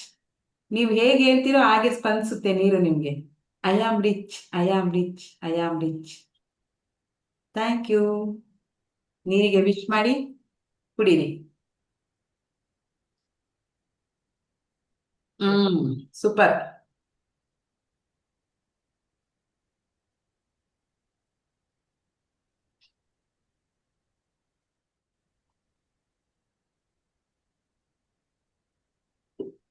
First ನೀರು ಕುಡಿಯೋಕ್ಕೂ ಅಫರ್ಮೇಶನ್ ಹೇಳಿ ನೀರಿಗೆ ಒಂದು ಶಕ್ತಿ ಕೊಟ್ಟು ಕುಡಿದ್ಮೇಲೆ ನೀರಿನ ಟೇಸ್ಟೇ ಚೇಂಜ್ ಆಗಿರುತ್ತೆ. ನೀವು ಅಬ್ಸರ್ವ್ ಮಾಡ್ಬೋದು, ಅದು ಸೂಕ್ಷ್ಮ ಮತಿಗೆ ಗೊತ್ತಾಗುತ್ತೆ. ನೀರೇನೋ ಒಂಥರ ಸ್ವೀಟ್ನೆಸ್ ಆಗಿರುತ್ತಲ್ವಾ? ಹೌದು. ಎಸ್, ಪ್ರತಿದಿನ ನೀರು ಕುಡಿಬೇಕಾದ್ರೂ ನೀವು ಇದನ್ನ ಹೇಳೋದ್ರಿಂದ ಆ ನೀರು ನಮ್ಮ ಒಳಗಡೆ ಹೋಗಿ ಎನರ್ಜಿನ ಜಾಸ್ತಿ ಕ್ರಿಯೇಟ್ ಮಾಡುತ್ತೆ. ನೀರಿಗಂತ ಶಕ್ತಿ ಇದೆ. ನೀರಿಗೆ ಎಂತೆಂಥ ಶಕ್ತಿ ಇದೆ ಅಲ್ವಾ? ಬೆಂಕಿನ ಆರಿಸುತ್ತೆ, ಇಡೀ ಊರನ್ನೇ ಕೊಚ್ಕೊಂಡು ಹೊಟ್ಟೋಗ್ಬಿಡುತ್ತೆ. ಅಷ್ಟು ಶಕ್ತಿ ಇದೆ ನೀರಿಗೆ. ಇನ್ನು ನಮ್ಮ ಜೀವನದಲ್ಲಿರೋ ಸಮಸ್ಯೆನ ತಗೊಂಡೋಗಕ್ಕಾಗಲ್ವಾ ಅದ್ರ ಕೈಲಿ? ಊರೇ ದೇಶ ದೇಶನೇ ಮುಳುಗಿಸ್ಬಿಡುತ್ತೆ ನೀರು. ಮಳೆ ಬಂತು ಅಂದ್ರೆ ಗೊತ್ತಿದೆ ಅಲ್ವಾ? ಎಷ್ಟೊಂದ್ ಕಡೆ ನೋಡಿದೀವಿ ನಾವು. ಪ್ರವಾಹ ಬಂತು ಅಂದ್ರೆ ಏನು, ನಾವಲ್ಲ, ಯಾರು ಇರಲ್ಲ. ಅಷ್ಟ್ ಅಂತ ಪ್ರವಾಹದಲ್ಲಿ ಎಲ್ಲರನ್ನು ಕೊಚ್ಕೊಂಡು ಹೋಗುವಂತ ಶಕ್ತಿ ಇರುವಂತ ನೀರಿಗೆ ನಮ್ಮ ಮನಸ್ಸಲ್ಲಿರುವಂತ ಕೆಟ್ಟ ಆಲೋಚನೆ, ನಮ್ಮ ದೇಹದಲ್ಲಿರುವಂತ ರೋಗಗಳನ್ನ ನಿವಾರಣೆ ಮಾಡಕ್ಕಾಗಲ್ವಾ? ಖಂಡಿತ ಆಗುತ್ತೆ. ಆ ನಂಬಿಕೆ ನಮ್ಮಲ್ಲಿ ಇರ್ಬೇಕಷ್ಟೇ. ಸೊ ಹೇಗಿತ್ತು ಮಂತ್ರಾಲಯ? ನೋಡಿದ್ದೀರಾ ಯಾರಾದ್ರೂ ಆಲ್ರೆಡಿ? ಎಷ್ಟು ಜನ ಹೋಗಿದ್ದೀರಾ ನೋಡಿದ್ದೀವಿ. ಮಂತ್ರಾಲಯಕ್ಕೆ? ಎಷ್ಟು ಜನ ಹೋಗಿದ್ದೀರಾ? ಇದು ಹೆಂಗೊಪ್ಪ, ನಾವು ಹೋಗಿದ್ದೇವೆ. 20 ನಿಮಿಷ ಎಷ್ಟು ಬೇಗ ಹೊಟ್ಟೋಗ್ಬಿಡುತ್ತೆ, ಹೇಳಕ್ಕೆ ಆಗಲ್ಲ. ಹೇಳಿ ಸರ್, ಅಶ್ವಥ್ ಸರ್,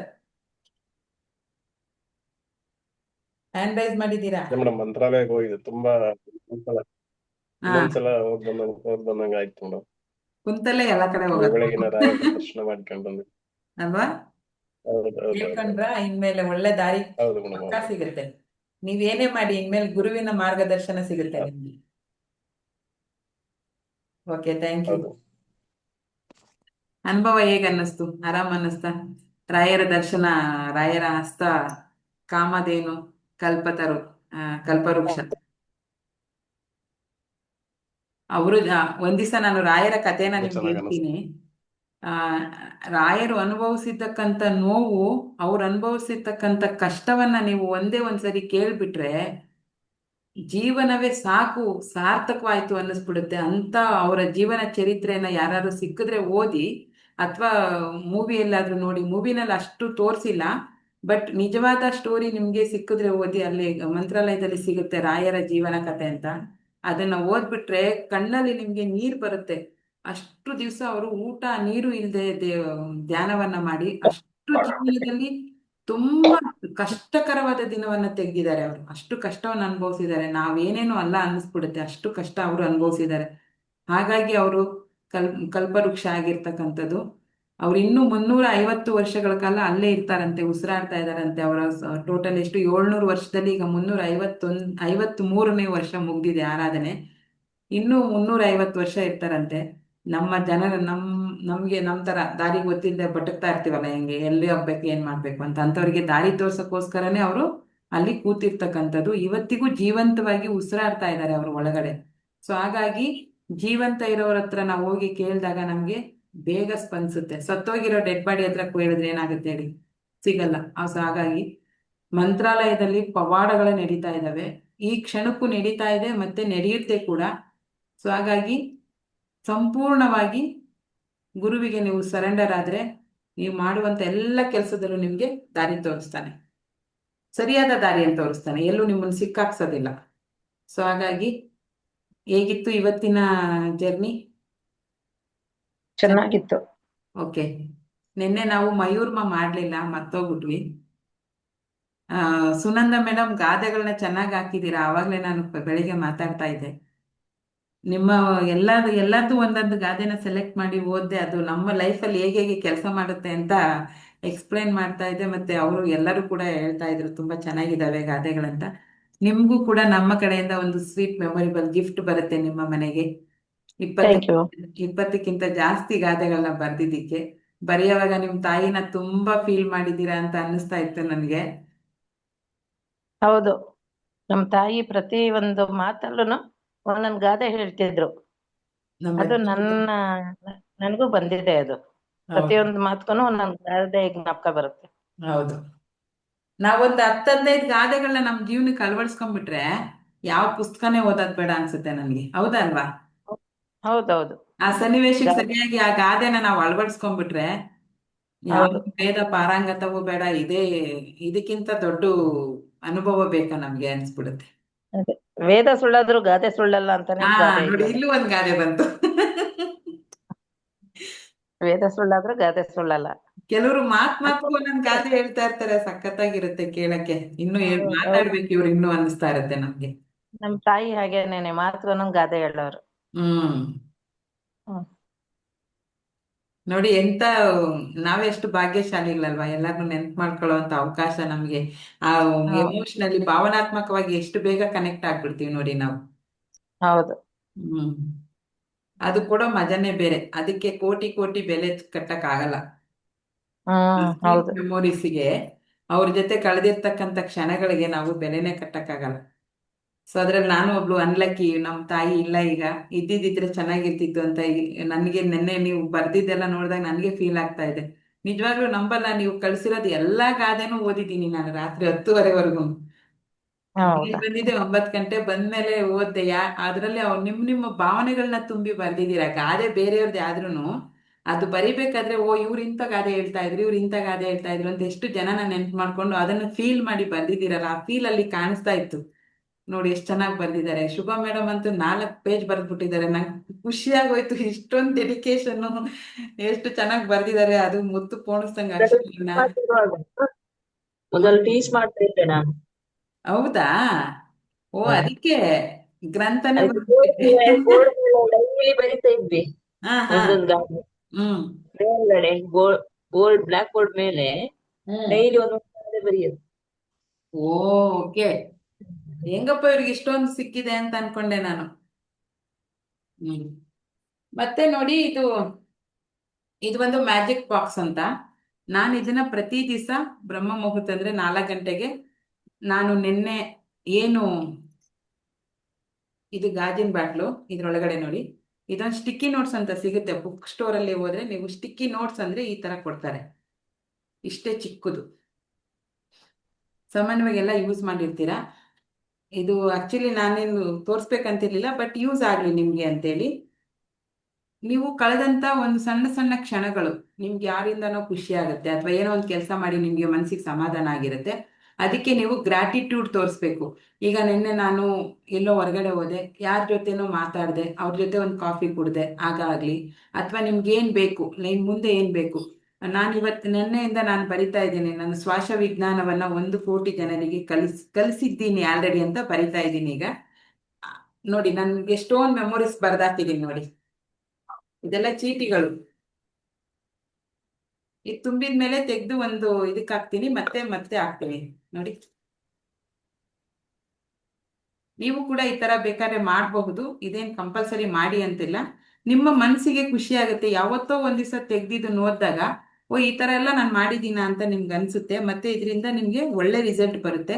ನಾನು ಆಲ್ಮೋಸ್ಟ್ ಇದನ್ನ 1 ವರ್ಷದಿಂದ ಬರಿತಾ ಇದ್ದೀನಿ. ನಂಗೆ ತುಂಬಾ ಖುಷಿ ಅನ್ನಿಸ್ತಾ ಇದೆ.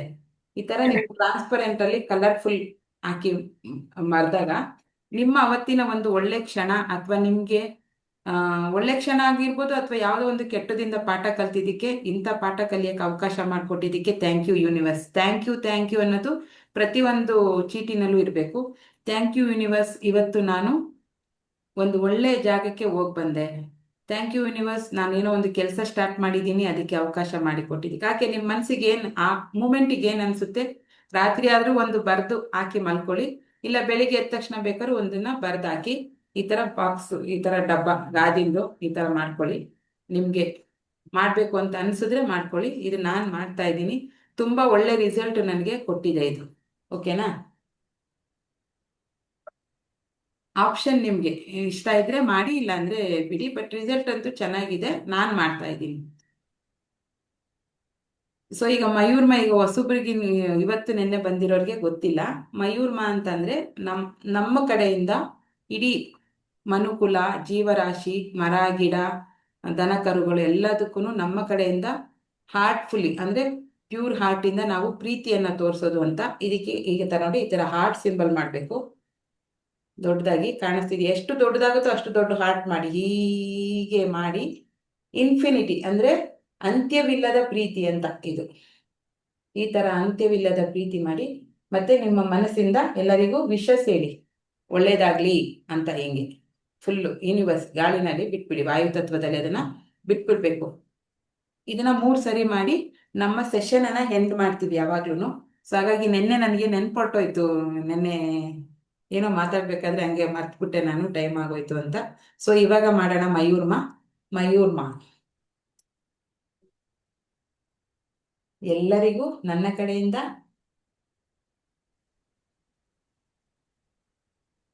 ಪ್ರೀತಿಯ ನಮನ. ಅಂದ್ರೆ ಅಂತ್ಯವಿಲ್ಲದ ಪ್ರೀತಿಯ ನಮನ ಅಂತ ಇದರರ್ಥ. ಇನ್ಫಿನಿಟಿ ಸಿಂಬಲ್ ಅನ್ನ ಮಾಡಿ. ಅದೇ ತರ ನಿಮ್ಮ ಜೀವನದಲ್ಲೂ ಇನ್ಫಿನಿಟಿ ಅಂದ್ರೆ ಕೊನೆ ಇಲ್ಲದಷ್ಟು ಪ್ರೀತಿ, ವಿಶ್ವಾಸ, ಹಣ, ಅಂತಸ್ತು ಎಲ್ಲವೂ ನಿಮ್ಗೆ ಬರ್ಲಿ ಅಂತ. ಮಯೂರ್ಮ ಚೆನ್ನಾಗಿದೆ ಅಲ್ಲ?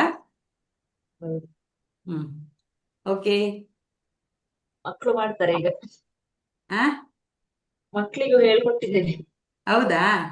ಪ್ರತಿ ದಿವಸ ಬೆಳಿಗ್ಗೆ ಎದ್ದು ನಿಮ್ದು ಏನು ವಿಶೇಷ ಇದೆಲ್ಲ ಹೇಳ್ಕೊಂಡ್ಮೇಲೆ ಹೊರಗಡೆ ಹೋಗಿ ಅಥವಾ ಮನೆ ಮೇಲೆ ಹೋಗಿ ಇದನ್ನ ಮಾಡಿ, ಇಡೀ ಬ್ರಹ್ಮಾಂಡಕ್ಕೆ ನೀವು ಮಯೂರ್ಮವನ್ನ ಮಾಡಿ. ತುಂಬಾ ಚೆನ್ನಾಗ್ ಅನ್ಸುತ್ತೆ. ಫಸ್ಟ್ ನಾವು ಕೊಡೋದನ್ನ ಕಲಿಬೇಕು. ಈಗ ನಾವು ಮಾತಾಡ್ಬೇಕಾದ್ರೆ ಏನಂದ್ರೆ ಟೇಕ್ ಅಂಡ್ ಗಿವ್ ಅಂತೀರಾ, ಗಿವ್ ಅಂಡ್ ಟೇಕ್ ಅಂತೀವಲ್ವಾ? ಫಸ್ಟ್ ಕೊಡೋದನ್ನ ಕಲ್ತ್ರೆ ಮಾತ್ರ ನಮ್ಗೆ ಬೇರೆಯವ್ರು ಕೊಡಕ್ಕೆ ಸ್ಟಾರ್ಟ್ ಆಗ್ತಾರೆ. ನಾವೇ ಕೊಡಲ್ಲ ಅಂತಂದ್ರೆ ಹೆಂಗ್ ನಮ್ಗೆ ಸಿಗುತ್ತೆ? Give and take, give respect and take respect ಅಂತಾರೆ ಕೆಲವರು. ಹಾಗೇನೆ ಗಿವ್ ಅಂಡ್ ಟೇಕ್ ಪಾಲಿಸಿ ಮಾಡ್ಬೇಕು ಅಂತಾರೆ.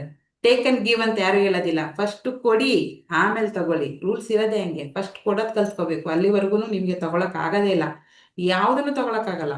ಹಣ ಅಂತಲ್ಲ, ಬೇರೆದನ್ನು ತಗೊಳಕ್ ಆಗಲ್ಲ. ನೀವೊಂದು 10 ರೂಪಾಯಿ ಯಾರಿಗಾರು ಫಸ್ಟ್ ನಿಸ್ವಾರ್ಥವಾಗಿ ಅವಶ್ಯಕತೆ ಇರೋರಿಗೆ, ಯಾರ್ಯಾರಿಗೋ ಕೊಡೋದಲ್ಲ, ಅವಶ್ಯಕತೆ ಇರೋರು 10 ರೂಪಾಯಿ ಕೊಟ್ಟು ನೋಡಿ, 100 ರೂಪಾಯಿ ನಿಮ್ಗೆ ರಿಟರ್ನ್ ಬಂದೇ ಬರುತ್ತೆ. 100ಗೆ 200% ಬರುತ್ತೆ.